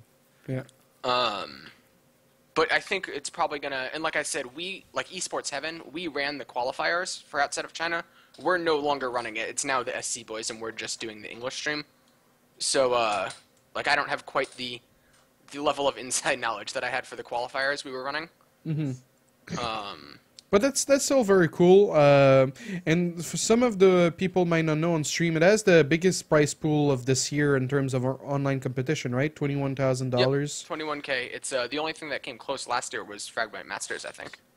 So because it's online, actually, do you know? So did you guys have to go to like get a Blizzard license and all that? Because I remember, like, I've been talking with about our LAN stuff, and like the pricing for tournaments is like really complicated. Yeah. So we do have a license. I don't know how much it costs. The SC boys were the ones that took care of it. They have, I mean, they cast Pro League and GSL and like everything, so they have a really good relationship with Blizzard. Cool. That's really cool. So there was definitely one more thing I wanted to mention.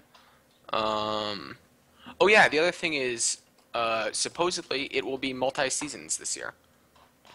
So there's going to be another big tournament like this soon? I think so. That's the current plan. I think it'll maybe run 2 a year, but I really don't know for sure. That's just a teaser. Mm-hmm. Okay. But yeah, hopefully we'll see more of it in the future. Yeah, that's the qualifiers were nice as well. Too bad players like Huck didn't make it because he was traveling a lot. I know you told me about that. Casted by the 2 English casters on Esports 7, Z-Wig and Tenchi, right? Yep. Yeah, and you guys will have the studio back for a round of 16, right? Yeah, round of 16 onwards, we'll have the studio. Okay, cool. Yeah, Probably. that's the coolest thing about your cast is like all the production with the TV in the middle and stuff. So well ran. Maybe one day Base Trade will have a studio like this, right? Oh, Tessa, shut the fuck up. We can trade studios for viewership sometime. Oh.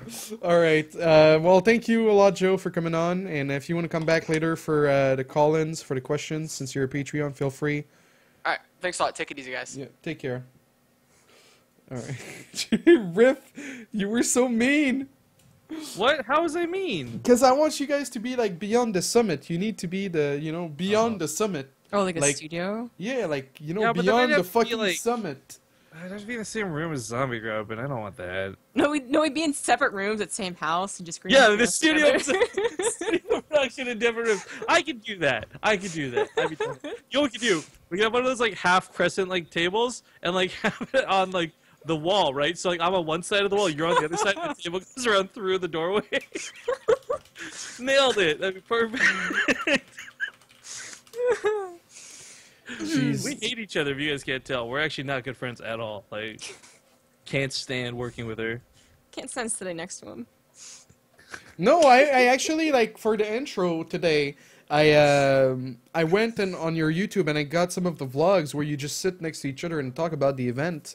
And you guys seem fine together. Like, Did you take our video without permission? I don't recall you asking me if you could use video footage. I swear to God, if you copyright claim this fucking Am I episode gonna- of Remax, I'm I'm coming to gonna- BC. I'm going to stab you.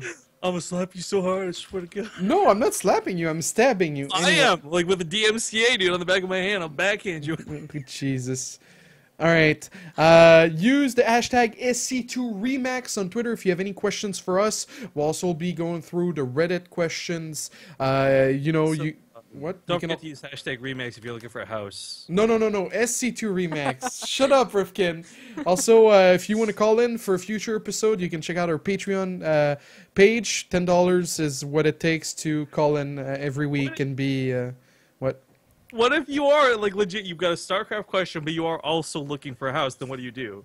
Then you make a hashtag- tweet with that's- SC2Remax, and then you make a separate tweet with hashtag Remax. That's SC2Remax. It just looks like you're stuttering. All of a sudden, you're embarrassed because you look like a fool to your other followers. Desra, come on, man. You can just ignore him. Like, just All keep right. talking, desRow. From Joe, I forgot how to say his nickname.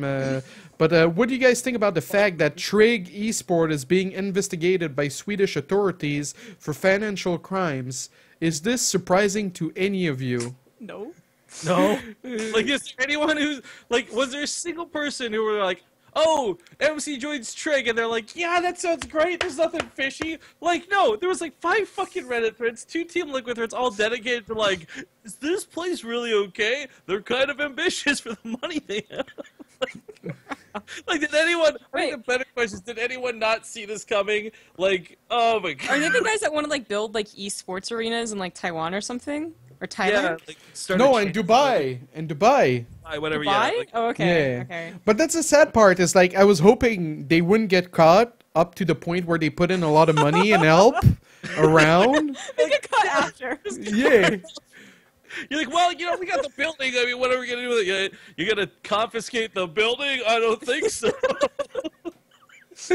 That was really what I was hoping for, man, but it didn't work out. Triggy Sport already caught. Hopefully MC and Medalist don't get kidnapped by, I don't know, the credit card company or whatever. Wait, Medalist can trick too? She's Yeah. their advisor. Yeah, she's like a player, like talent or whatever.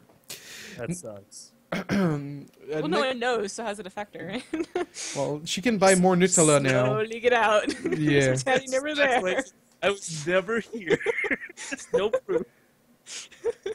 Next up, we have ZombieGrub and Rifkin. How much would I have to donate to the live event to be invited to your wedding? I already Hang on, answered this that in the comments. But I answered it too. But hang on, go back to Madeline for a second. Like, watch this, right? She actually does slip away, and she somehow removes all financial trailing. There's no way to find out it was her. But then they realize like she bought a fucking Nutella, and like wherever the hell like The that's her serious, like, 20 boxes of Nutella just gone. She's like, I loved you, Nutella. You betray me like this. So, no wedding? 50,000 unicorns. So there's I no... said $1 because I think the person assumed that we would be getting married together. But I mean, Oh. one day to somebody worth getting married to, because ZombieGrub would be a horrible wife. We've discussed this on stream. Yeah, I'm the one who brought it up. And yeah, you can come to my wedding. Just pay me $1 or something. Mm-hmm. All Not a good. good girlfriend, it's fine. Yeah. What happened to the Korean... Oh, What? you'd be a good cat mom. We know that much. Sure. What happened to the Korean Amateur League run by Kespa? Monthly, I think, question mark. Do you guys Are they- talk to Olivia or... Is that the Lee Fang Cup they're referring to, or something else? No, no, something else. Kespa announced like a monthly cup for like... It's called the Star Show, I believe. It's on Africa, right? Maybe? I think that's what they're talking about. Because I was talking about Africa, and someone was like, you should participate in this, and I was like, is that the thing? And then I checked it, and it was the thing, so... The See, thing. that's the problem right there, right? I don't know what we're talking about, and I'm so Yeah. ingrained in all these event shit, so I can't imagine your average viewer does. So, A, if it ever happened or was happening, there's been no coverage for it. But bring up the Lee Fang Cup, going back to that real quick, because it might have similar influences. We stopped casting the Lee Fang Cup because they, A, wanted to minimize exposure on the event, because Kespa players didn't want to be seen playing, even though they were being forced to or whatever. And on top of that, we weren't allowed to keep VODs. So you're going to have to delete your VOD after the broadcast. I'm like, what the fuck? Why would I want to cast that? And then furthermore, after these two like demands are made, they say, also, do you know any sponsors who want to get involved? I'm like, you're deleting VODs. There's no exposure. There's no return on investment. Like, why would sponsors want to get involved, right? It's just stupid. So I don't know this Kespa Cup at the tournament, but it sounds like it might be sort of the same situation where the Kespa players just don't want to be cast, so they put all these stipulations in or something dumb, and maybe that's why there's no advertising or coverage of it. Yeah, that's kind of sad. How do you feel about our great ancestor Brood War in that it never dies? Is it good or bad for StarCraft 2? I like Sunken Defense, man. It's a good game. It doesn't affect StarCraft 2. I've heard some people, and I think that they're mostly just like Brood War elitists in their own Brood War elitist circle, to be honest. But say that they have a couple of Korean friends that say like Koreans think that it's just finding success off the back of Brood War's fame, and I'm like, is it really? Because then it doesn't explain how they bounced back in Pro League. Like, no one was at Pro League in 2012, and then 2013, everyone's there. So I don't think that's true. It just means that people can fucking watch whatever StarCraft they want. And that's rainbows and pots of gold for everyone. Heart stars and Yay. horses and blue moons. Yeah, I don't think it affects either one. Yeah, I agree with that. Question for ZombieGrub. What are the general pluses and minuses to be a female in the heavily male StarCraft 2 community? Pluses? Yes. None. No, I'm just kidding. What? So I know like, everyone will say like pluses are that like What's up, Rifkin? pluses are that like I'm supposed to get like more donations. I'm supposed to like just be able to like throw my top off and get like whatever I want and shit like that. And I just think it's the stupidest. Wait, that doesn't happen? No, it doesn't happen. I don't get any Oh. more. I think I get less donations than Rifkin does. Rip. Well, the thing though, hang on with that. It's kind of hard though. Is a lot of donations I get are people putting it towards the channel or wanting events, and they just donate through my PayPal because it's like easier to click than the base trade TV one for whatever reason. Or they get partoofs. Well, they get partoofs too, but they also get partoofs if they donate to ZombieGrub. I just have to go manually edit it later, type thing. But the yeah, so like it might look like, oh, Rifkin got like $100 in donations today. It's so sick. But like half of those donations will be like, split this 50-50 with ZombieGrub, and also like, oh, put this towards a show match or things like this. So we've never done the math. It would be interesting to see what the numbers look like, but I definitely don't think I get more or less than her. It's actually probably pretty close to being the same. Because a lot of our fans are really awesome, and they'll donate $25 to me and her simultaneously. Same thing. Like we get a lot of these sort of double dips, I guess you could call them. Yeah, I don't know. So yeah, like look at chat. Someone already says I split my donations 50-50. That happens a lot. So go on, ZombieGrub, the pluses and the minuses. So I mean, the pluses, I actually really like. The only plus would be like I'm a commodity, right? Like I'm the only female StarCraft 2 caster that's somewhat popular. Literally the only one, yeah. So. Like, but that doesn't mean anything anymore. Maybe it meant something in 2010 when everyone was getting flown out to whatever fucking event they want to because people were spending money on it, like whatever. But it doesn't mean anything now. Like, actually, I don't really see the pluses. You know, maybe you could ask Rifkin. If Rifkin said like if she wasn't a girl, I wouldn't have gotten her on base trade TV. Well then there's one. But you know, I can actually answer that. ZombieGrub knows that that's not the case. I just want to put that out there because we've been over this story, like our origin story, right? And I was messaging fucking everybody. If you played StarCraft, you probably have a message in your inbox in like 2007 from Rifkin begging for like your approval. Yeah, she was one of the people to respond, and it worked well from there. I mean, that's not where I got my fame. I rarely get anything based off of, like, no one's ever said, like, rarely do I get, like, compliments or, I rarely get compliments for being, like, a woman. I'll get, like maybe one or two very heartfelt messages that say something very nice about how, like, it's nice to see a woman face, that I feel included, and I can talk to my sisters and my girlfriends, and they'll want to watch you, and that's super great. But I get a lot more insults based off of that I'm a woman. I get a couple of people say that, like, you're only famous because you're a woman, or you're only based on TV. I mean, I have to fucking deal, like, Rifkin does too, but because I'm a woman, we have to deal with this whole shit of being married and, like, dating. Like, God forbid we actually get an actual boyfriend and girlfriend. Like, that's never gonna happen. They're gonna be like, what's this rumor going on? I'm just be like, God fucking damn it, like I can't explain this every single time. Like, so well, yeah, that's the thing. Like, half of it's us getting harassed or being together or whatever. The other half of it too is like, again, kind of the same with donations. I wonder, does she get more shit for being, oh, who's the other boy on the cast? Is this a 12-year-old boy, or like, who's this ugly bitch? Compared to me, who gets like all the fat comments or the retard jokes. I mean, it's really hard to say she gets insulted because she's a girl. I think she just gets insulted because she's like the focus of the show, or me at the same time. Like, we get a lot of the same shit, just different flavor. No, I get gendered insults. Yeah. So it's. I mean, I don't know what else he's looking for. Maybe be a little more specific. Oh, by the way, I just want to say sorry for the tip alert. Forgot to turn it off, so it destroyed it. No. I'm just sorry that it like. Alert! Warning! Warning! I just called them tips instead of donations. Shut up, Riffy. All right. You don't want donations. You want just the tips.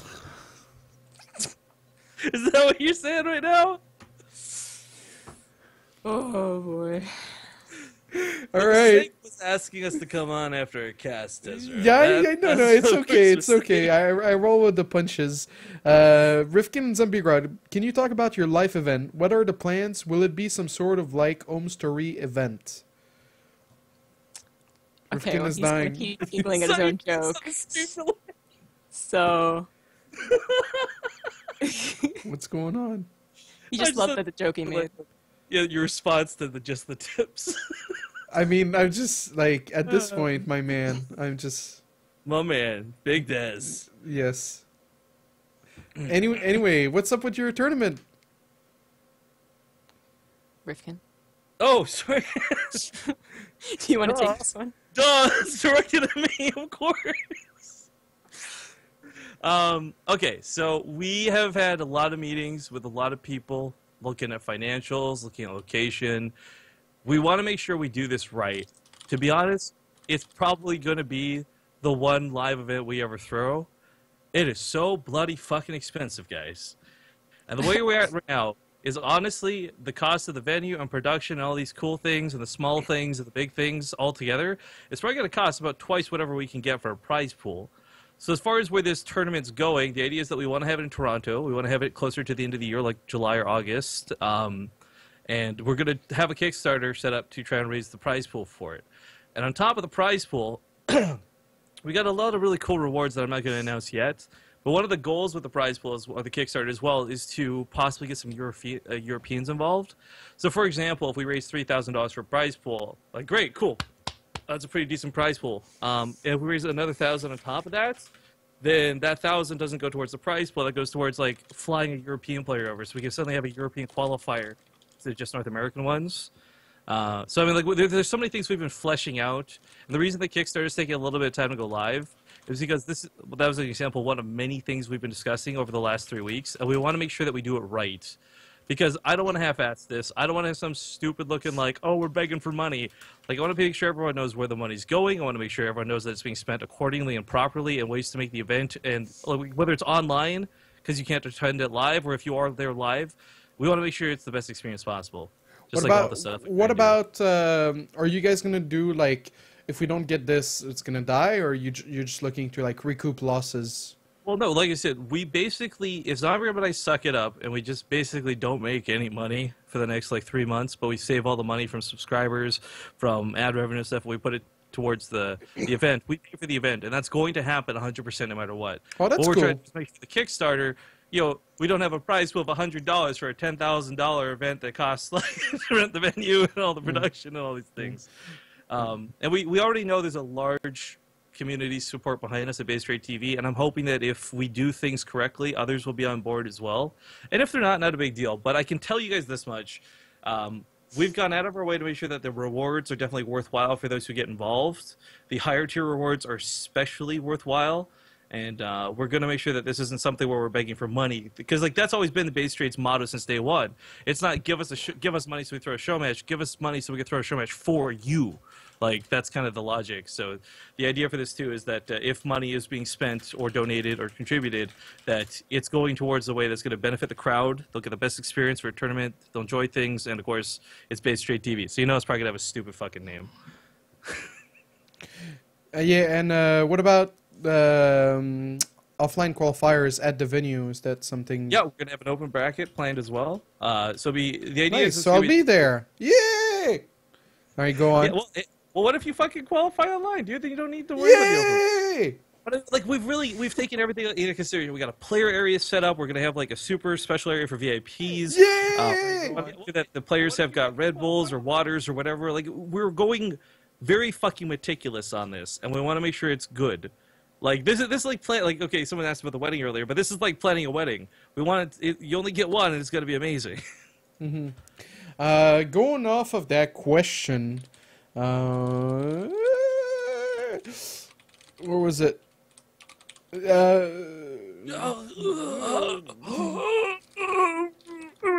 ZombieGrub, with Lycan's Patreon fail this week, is it the worst possible time to do a Kickstarter? Drop the mic. Wait, what? With Lycan's Patreon fail this week. You for asking the question. Right, then excuse you for talking over me, motherfucker. Anyway, with Lycan's Patreon fail this week, is it the worst possible time to do a Kickstarter? No. No? No. I don't actually. I did not see The Lycan's failure? Patreon fail. Yeah. I didn't actually see the actual thread in its comments. I came back from something and I saw someone post something so stupid. Like, he was playing League of Legends and they were like, "That's what you get for being a betrayer to esports." And I'm like, what the hell? So, I talked a little bit about this on the cast today, actually, because I was very upset. Not upset, just it pissed me off, really. Because, first off, Lycan admittedly did not set the best communication where his goals were for his rewards, and that's fine. But the outcome, the fucking responses were just toxic, disgusting, vocal minority bullshit. Where everyone's like, "Oh, you want free money? I don't fucking think so. By the way, I'm also a guy who probably fucking ad blocks all the time and never contributes anything anyways." like the one thing I've learned through doing this on Base Trade TV is it's not the vocal minority that's going to contribute to it at the end of the day. And Lycan could have done it better, sure, but he also in a way overreacted by taking the Patreon down. I would have just been like, fuck the haters, people are talking about you, leave that shit up. You can have more people sympathetically, you know. He had a lot of upvotes, a lot more than fucking I did, and Weekly All-In did, and yeah. So I don't think it's a bad time for a Patreon, but I think it's very important you do these things right, and that's kind of going back to what I just mentioned. Like, we're making sure the rewards are good for the backers. We're making sure the event is going to be good, period. Like, we're not going to create a Kickstarter that's like, please give us money. We're going to create a Kickstarter that's like, please give us money and let us show you the ways we're going to make sure that money pays off for all folks involved. Yeah. yeah. There's that, like the page, like really, like someone commented when someone brought up how mean people were being, basically, and they were like, he could have done it better. That's certainly true. His goals were a little out there, but the Kickstarter for us is also just, you know, it's an opportunity for people to like basically donate and get something back. That's what our Patrons are for too, I feel, because people are just really fucking nice to us, all right? Like, just gonna get that out there. Like, people are excited about Kickstarter for us. Wait, right? They're asking us. What? You guys are doing Kickstarter and not Indiegogo? Yeah, because you know, Kickstarter is like you have to meet the goal, otherwise you get fucked. And Indiegogo is like you get the goal, then you don't pay a fee. But if you don't get the goal, then you pay a fee. If anything, desRow, I'm so fucking confident we're hitting this goal. Yeah. Like, I'm not worried. Like, So, at all. Okay. to continue on my point, like, Yes, you know, we're yes, telling sorry. people not to donate to us right now because we know that, you know, we usually get a pretty consistent donation, you know, every cast and whatnot. Don't do it now. Save it for later. Get something in return. People are just always looking for an opportunity to support what they really like, and we're lucky enough that people just really like us, and we're also somewhat of a trusted piece of the community that we've done so much. We've taken, for 2 years, we've taken money and put it exactly where people wanted it to go, right? Like, it's not like, oh, we gave Base Street TV $100, but what the fuck happened to my money? I'm like, no, you wanted the show match? We put on this great show match. You wanted this money to go towards a bigger event? We put it part of a bigger event, you know? I hope that trust will actually be worth something for this, but I'm definitely not scared of the Kickstarter. I don't think the timing is bad or the climate's wrong. I mean, it's just a matter of like how you present yourself and making sure that people understand that you're spending the money in a good way. Whether it's Lycan's Patreon going, and again, like, I think it was stupid that he took it down, because I really think that with all the negative outlash, like, you get actually more people involved because they suddenly feel very sympathetic for you for being others treating you like shit. They want to like, oh, you know what? I'll give this guy $2. I wouldn't normally do it, but I feel bad for him right now. You know, like, so I don't think the Patreon was bad. It's just I think it was bad he took it down.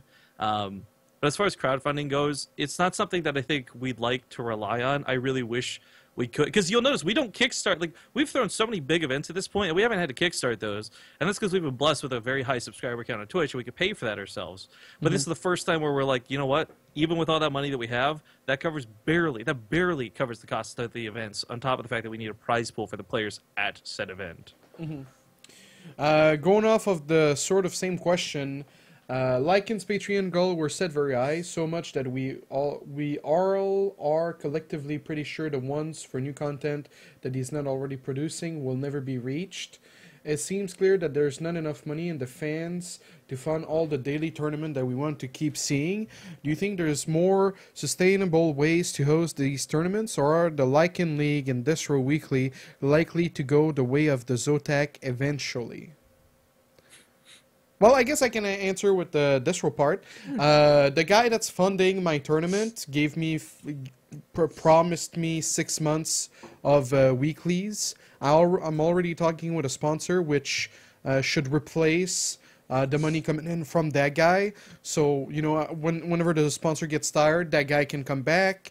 Definitely, it's, I don't know, it's weird for Lycan because you guys are doing is casting. So it's hard for him to like get a sponsor for the league because it's like because you're. But that's the thing; it's much higher viewership. So I would actually argue, like, I can't talk about things that I know. But he has, you know, but he has to like represent you. He's like working off your name. I can tell you, he's not having trouble getting people interested in sponsoring. Yeah. Okay. Whether he follows up with any of them or not, like, I don't know. That's not my business. But the higher viewership numbers, that's what people look for. Like, okay, it might not be Lycan casting it, but Lycan can say, hey, you know, fake company, we can put your logo for 5,000 people to see every Monday, and like that's what sponsors are looking for. Yeah, I know. They're not looking that. for someone who's like, oh, we want to invest in Lycan the personality. No, they want to invest in Lycan League the event. Yeah. No, okay. I guess I kind of agree with you. Just thought it'd be a little more difficult since it's not his channel, but it makes sense now that you put it this way. So, I mean, like, I don't know how much money Lycan has. I don't know how much money, like, Lycan's not looking to, like, buy a house with. But, you know, I mean, as long as he's got a job, it's going to go on. And as long as I have my guy, it's going to go on. Now, my guy's not going to be here forever. And it is hard to be sustainable. I mean, the Olimo League was, like, the first and really successful, I guess, at setting up the Patreon to keep a tournament going. I don't want to go back to keep, like, jerking off our Kickstarter that's not announced yet, but I want to stress, like, it is primarily the base trade TV community that are the big, heavy supporters of that, too. So, yeah, I know. Again, we look at something like that, and that's even more confidence to raise money for something that, you know, again, people are getting their money's worth for. There's some people who are really rich. They can donate $100 a month, and that's what happens with the Olima League. There's some people who are less like that. They contribute $2 here and there, and that's fantastic. But, I mean, at the end of the day, there's community support for things that the community wants to see. I think is pretty much it. Lycan's also saying he's willing to come on if you want to talk to him about anything. That might be like kryptonite. Because you're late game. No. There's just like 20 minutes left before we get the 2-hour mark, and there's more I want to cover. Question for all. Do you think Blizzard should invest more in advertising StarCraft, the Starter Edition, and Arcade in general, to attract more new players and grow its audience? You need a better one before they do that. Yeah, well, you can still to this day can see ads on YouTube and some other websites for League of Legends via AdWord, but Blizzard still holds to advertising through their own media. Yeah, go ahead. Remember that? Did you see that chain of videos the guy did where he was asking streamers, why don't you play a real game like StarCraft? Yes. The thing is, everyone knows what fucking StarCraft is. You don't need advertising for it. What you need advertising for is to tell people that it's free to play through the arcade. What you need is advertising to let people know that it's not the same crappy game that it once was that everyone kind of wrote it off for. Because, let's be honest, you either loved or hated StarCraft. You didn't really have an in-between. And when other options like League of Legends and Dota came out, you really just left it behind you in the dust. But there's so many people I talk to, because I interact with a lot of folks, like a lot of my WoW friends. I had to like stress to them that you could play for free. You don't have to go buy Wings of Liberty and Heart of the Swarm. If you want to just hop on for the arcade and play a sick game like, you know, Sonic Warfare or whatever, you can just do that. That's free. If they are going to advertise anything, I think that's what they need to advertise. Yeah. I guess it was his question, you know, should they advertise the Star Edition arcade as being free? And it'd be cool, but it's still not a very good system. The arcade is still something that people have terrible trouble with. You know, like the lobbies are, you know, effed up. They're nothing like the previous versions and Brood War Battle.net and Warcraft Battle.net. So they'll advertise and they'll probably get more people interested, and that's awesome. But it's not something to actually be proud of, actually, in my opinion, to be like, this is, because that is what's going to bring in your casual audience, you know, and Archon mode, but you know, that's down the road. But arcade was what brought in the casual audience for Brood War. Yeah. No one wanted to play a game that hard all the time. And it brings you, you know, that's what got me into Warcraft, was the arcade.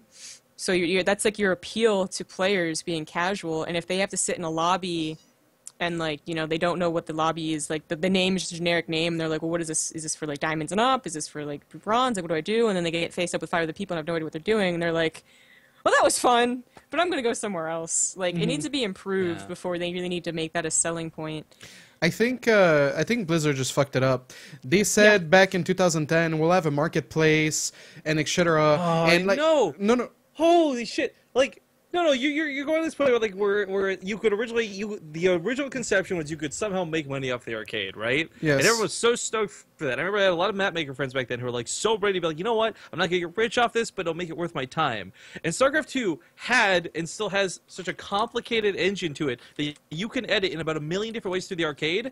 And for those who don't know, Heroes of the Storm is literally an arcade game just made into its own client. Like, it runs off the same engine, the same mechanics, the same. It's obviously enhanced a little bit and touched up, but for the most part, you could have Heroes of the Storm, an exact copy in StarCraft 2 if you wanted. That's how complicated the editor is.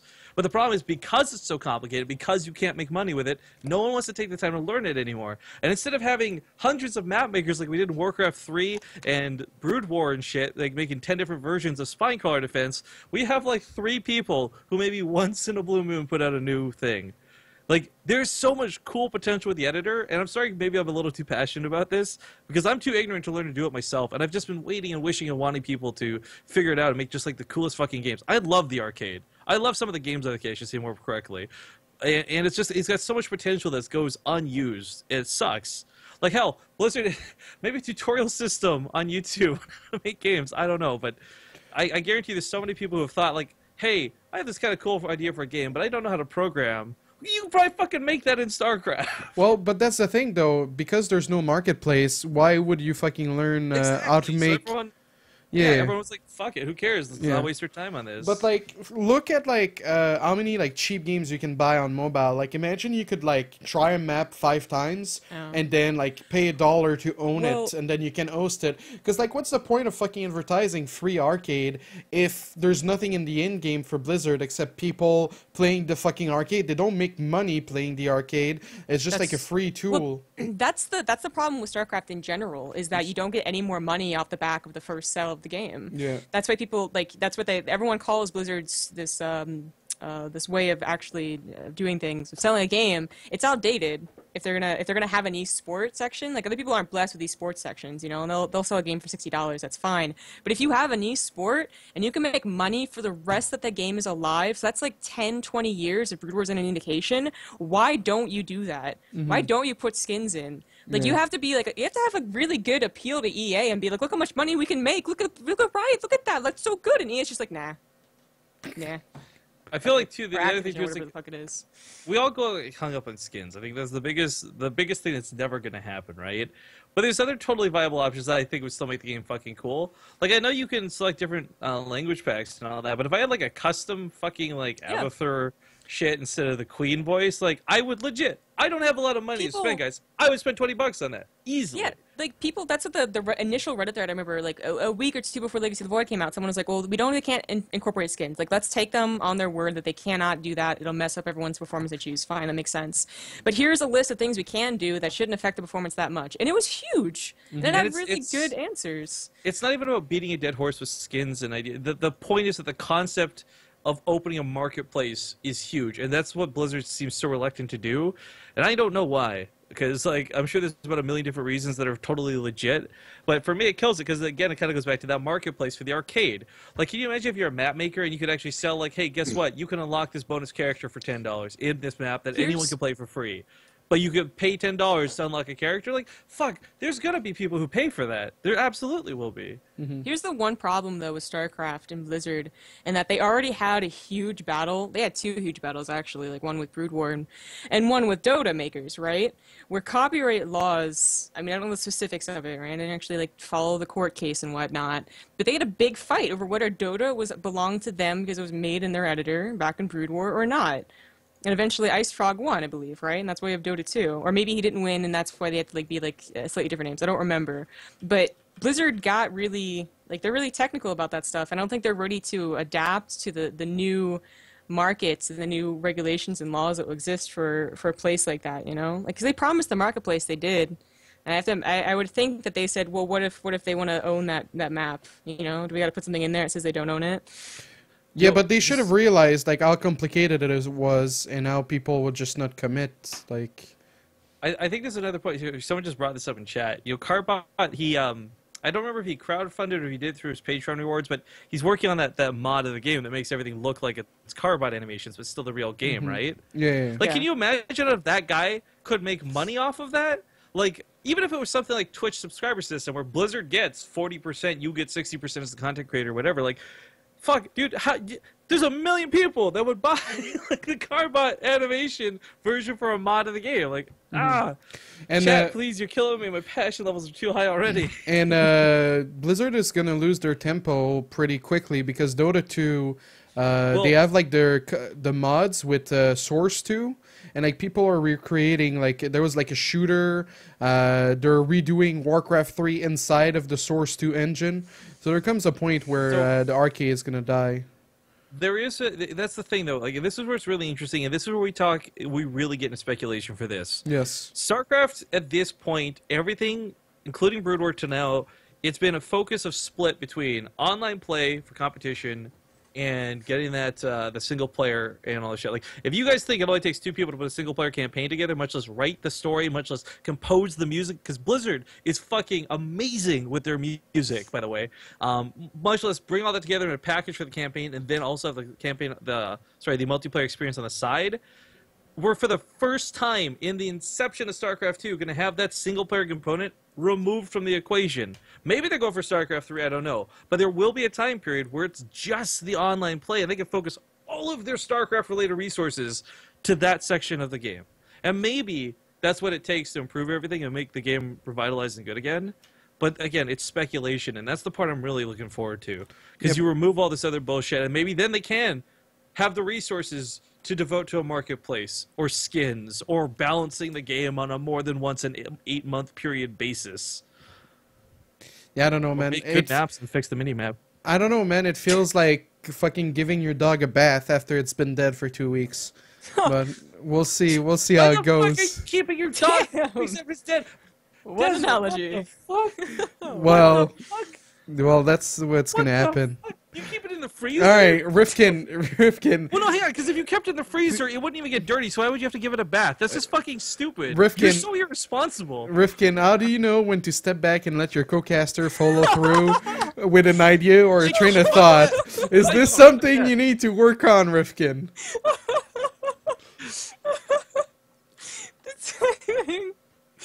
Oh, blessed question. A perfect time. Okay, so I am a guy who has a lot to say, but I'm also a guy who does not like. There's arguments for and against this point. Before I touch topic on the answer there, when we're broadcasting, there's some people who say you should use some silence. There should be actual no talking because it helps set the tone of a situation or something, right? Like after a battle ends, you don't want to keep yammering on. You want to take that breath. It's kind of the decompression, and there's timings and sets for the game. And I don't entirely agree with that point of view, but I understand where it's necessary. However, because I don't agree with that point of view, I tend to lean more towards I don't like dead space. I don't like silence, whether it's awkward or intended. And we try and keep the cast usually pretty chatty. There's not a lot of times where ZombieGrub and I are just sitting there taking a breath, waiting 20 seconds for the other to talk. So on one hand, yes, I agree. There are a lot of times where I could shut up. Not. Do you want me to answer this question? Yeah. No, I mean like you didn't. Yeah. No, I'm just teasing. Okay. But seriously, there are a lot of times where I could actually shut up or let the silence take over. But because that's not my philosophy as a broadcaster, there are also times then where it sounds like I'm over talking or I'm trying to interrupt or whatever, but it's more to the point of just trying to fill that silence. But I agree, yes, there are times where I definitely could shut the fuck up. But I think those times come up a lot less commonly than my concern for awkward silence. Okay, good answer. I know not everyone agrees with that, but that's just my philosophy, and it's just pointing out the fact that I'm not ignorant to the fact that I do sometimes talk over my co-casters. It's just I don't feel like it happens on such a regular basis. Like if you go back and listen to casts of me and Penguin for the After Hours Gaming League, oh fuck, that's horrible and cringy to listen to because all we are doing is talking over each other the whole time. So like there's a big difference between it being bad and it just being mildly annoying. Question from ETS Harry on Reddit. How does someone use the space button, go to last alert, in game? If so, when? How do you use it? Since I play the most here, I'll answer first. I have it unbinded. I feel like it's a waste of a option. It's not reliable. Let's say like your natural gets attacked, but then your third gets attacked like a few seconds after. You press space bar and it brings you to your third when you want to go to your natural. The minimap and your camera locations should always be what you should rely on instead of the alert hotkey. But I don't know about ZombieGrub and Rifkin if they use that hotkey. It's spacebar, the original hotkey. Riffy? You're talking about the thing that's whatever the most recent action is, right? Like the alert. Yeah. The alert, yeah. Yeah, no, I use that. I've got a spacebar because I don't know, because I'm a fucking casual. I don't know. What the default is I'm good with. I don't rebind anything because I'm horrible at the game. Okay. What about you, ZombieGrub? I think I used to use it because I remember being surprised when I found out that I did, but since I learned how to use camera hotkeys, I don't anymore. Okay. There you go. That's a good answer. Fuck you, Rifkin. He also uses F2 and gets all my overseers out of place. So. All right, this feels like the beating. Wait, what did you say? In Archon mode, I Oh. put overseers over bases for DTs, and let it go. I look Zombie back, Grub. and they're Get just over gone, it. and I'm just like, Get where did over they it. go? I see. I will just quickly cite that this particular game she's citing, we still won, so whatever. What about when is the? Do you have any idea when the Kickstarter is going to be up? Like any month? Like if they want to So- start saving up their lunch money for you, basically. Right, and we've been saying like every time someone donates, I'm like, guys, thank you for the donation, but please, if you're planning to donate, like, don't hold on. And everyone's been really on their case, like, well, how much longer do we have to hold on for? And I want to get this up sooner than later. Ideally, we should have a video, hopefully before the weekend, and as soon as we have a video, we can actually put it live. But I've actually spent the last few days specifically gathering up, securing rewards and other things. Because like I said, I don't want to half-ass this. Like, we could put this up right now with no rewards, and we'd probably get at least $1,000. But I want to make sure that it's done well, and Do you it's not know just how something that much gets a you're- day of hype Yeah. and then dead right after. Do you know how much you're going for? Like 30 grand, 20 grand, Oh yeah, $500,000 and 69 cents. 16. Oh, all right. For us, I want to hit my benchmark is this. Like, if we can hit like about 5,000, I think that'd be perfect because that'd be a really big prize pool. Plus, we could fly someone from Europe over and have a European qualifier as well. Okay. Not to mention, like, we still don't have all our financials like completely locked down. So if it turns out that we actually need $1,000 less for the sound equipment than we thought we initially did, then all of a sudden we don't need to raise that extra 1,000 through the Kickstarter because that's money we can put back into it, right? So it is a question of like locking down all our costs, making sure we know exactly what we want before we do the Kickstarter. And for that, I'd say I said last week about a week, and that's wrong, but probably about a week-ish and a half at most from here. At most, I mean, because we're so close to just having everything completely locked down. And like I said, we're doing it right. We're doing it right. Someone asked you, chat, though, just before we get off this topic, Yeah, does sure. Blizzard allow a 5K tournament without a license? I talked with Blizzard, and it turns out on a very real technicality, it's $10,000 you need. If you have a tournament above $10,000, you need a license. But if you literally host a tournament for $9,999.99, you're good to go. Wow. But it was also suggested I don't do that because it looks like I'm being a sneaky weasel. So, yeah, we're gonna. It's not gonna be bigger than so $10,000. 9,500 then. Dude, if we can hit that number, that'd be fucking phenomenal. But I don't think we're gonna hit that number. That's ambitious. Okay, cool. Questions from Twitter. Well, that last one was from Twitter. desRow, you must address the picture of you, 15-year-old, when you played guitar. Epic picture. Did you guys? What? You didn't see that? I saw that. You didn't see that? Is this on Twitter? Or Yeah, where it's are on you going Twitter. with this? desRow fighting. I'm pretty brave for putting this up, by the way. I don't think. Holy fuck, dude! You look like it's that hair. Like, I don't even care about, like, okay, you're chubby, whatever. Okay, but that fucking hair, it's not even as long. It's like it's kind of almost permed a little bit. Like, what's going No, on? my hair really curls like quite a lot. And actually, like the first. Wait. Did you just have a really good show? Did you just play an awesome show on your guitar and that's a success perm? Is that what that is? No, it just, dude, it curled so much. It curled so much that, you know, like the girls, they go get like the pointy end cut off, right? So like the dead air, they just cut like the end of the air, right? You know, like every once in a while, ZombieGrub, help me out here. You know, like you don't go. Your hair's shorter than yours. Yeah, it's like no, but it's like okay. Well, the point is, when you go for a trim, you need to be able to see like the end of the air, and because it was so Oh, the hair. yeah, the hair, Oh, yeah. God, So it was so curly that she had to take a stick and she had to pull away the knots in the back of my hair because it was never straight.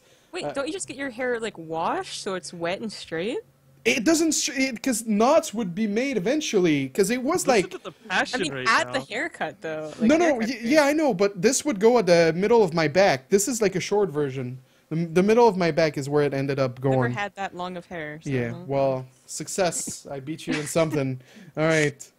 Yeah, unlike StarCraft, where I beat you all the time. I was just saying, you can beat her in StarCraft, desRow. Like, Sell yourself short here just a little bit.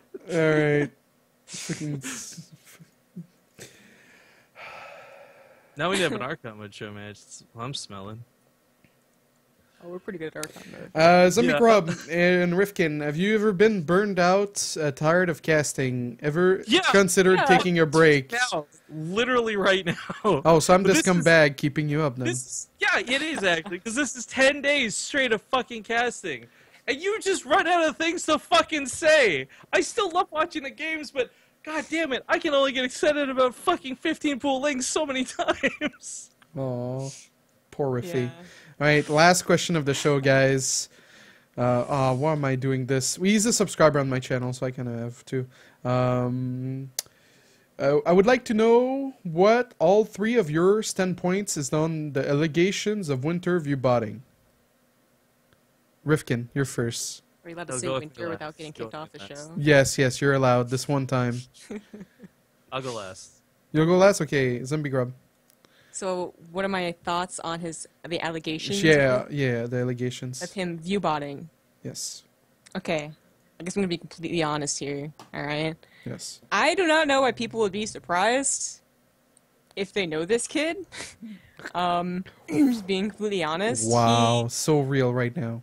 I don't think he's like a terrible person, because view-botting is really, it's quite a white-collar crime, let's be honest, right? It doesn't really hurt anyone, and it was always under, debate if it did hurt the people that were, like, below him on the stream list, whatever, that already happened, but, I wouldn't be surprised. I think it's true, even if Twitch says that they couldn't confirm or whatever. But he's admitted before that, like, he likes the game, sure, and you have to like the game to stream as much as he does. I mean, Jesus, he's definitely a hard worker. You gotta give him that. But he'll admit that he's just like, I'm in it for the money. Like, yeah, I got flown out here, a couple of $1,000s, like, no big deal. So when there was, like, view-botting, I was like, that sounds like him, like a cocky kid who would go on Vent and be like, yeah, I totally view-botted. So, there you go. Interesting. For me, we've spoke about it. Rifkin was on the show when it happened. For me, I was really good friends of Winter, and we haven't really spoke since. I thought about confronting him and being like, my man, all these dinners we've had at offline events, I met your girlfriend a couple times, and I thought we were homies till the end. I could hold yours and you could hold mine, and then next thing you know, when fucking, I don't know, man, it sucks, and people make their decisions based on what they want and what they believe in and their morals and stuff, and so that's basically it. Like, yeah, rip. Maybe one day, you never know. We'll go together and walk loopy in the park.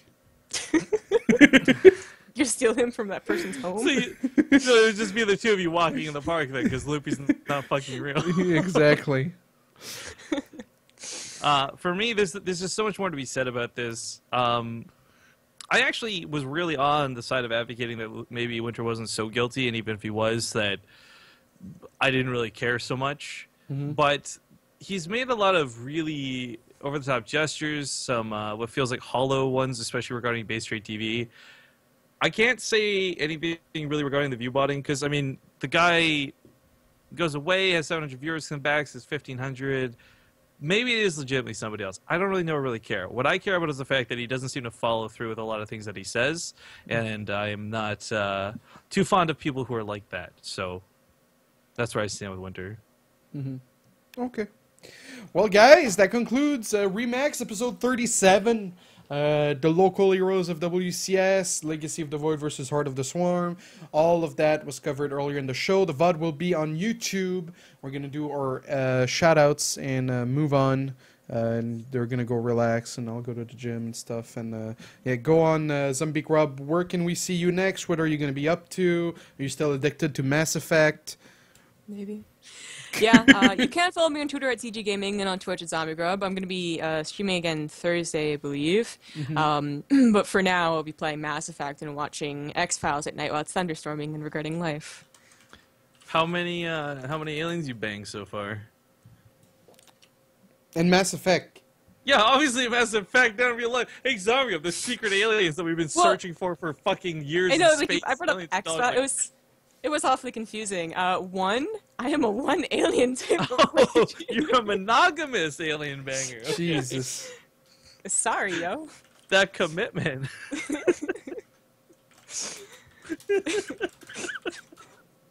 Well, that's good. You know where you want to go or what you want to Yeah. do. In fairness, Liara's Or a who you huge want to fucking do. babe, dude. Like, those thighs. She's cute. You don't go sorry, or once you go sorry, you never go back. Be sorry? I don't know. You never be sorry? Yeah, there you go. That does work, doesn't it? Yeah, kind of like how we're the B-listers for the show today. Hey! You guys are my favorites, alright? Just don't tell everyone else. Okay. Yeah, hey guys, don't watch the VOD. Pretend you I love all do my that. children equally, but I don't care for Huck.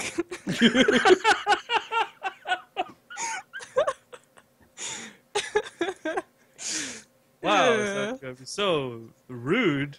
Gosh. What about you, Riff? Where can we see you next? Are you gonna do more WoW streams? Yeah, I mean, like, the whole point of my personal channel getting set up was so I could stream stuff that wasn't StarCraft.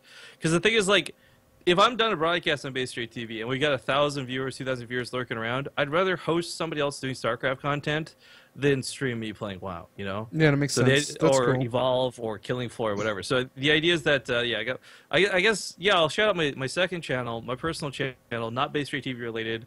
I've been playing a little bit of StarCraft over there, a little bit of WoW, Reign of Kings, you name it. It's Riff_King, so it's like my Twitter without a Z. With a G, King or Kin? Yeah, King. So it's like my Twitter without a Z. Okay. That makes sense. I'm slow. What the fuck?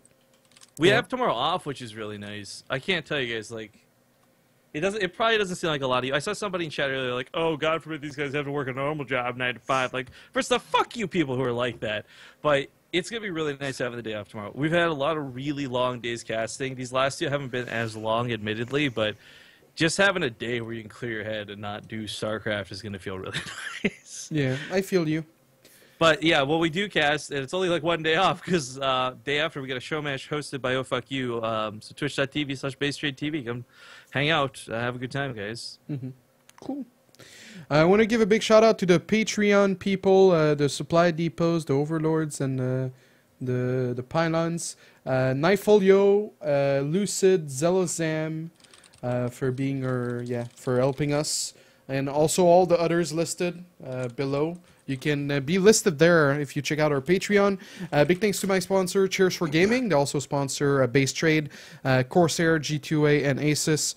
The VODs are going to be on maybe in 30 minutes. I thought it was going to be a shorter show, so I did a local recording, but uploading 2 hours is going to take forever, so I'll just do the Twitch highlights, which can take a little bit longer than 30 minutes. But anyway, MP3 VOD's going to be up tomorrow on Reddit. Leave a comment if you enjoyed the show.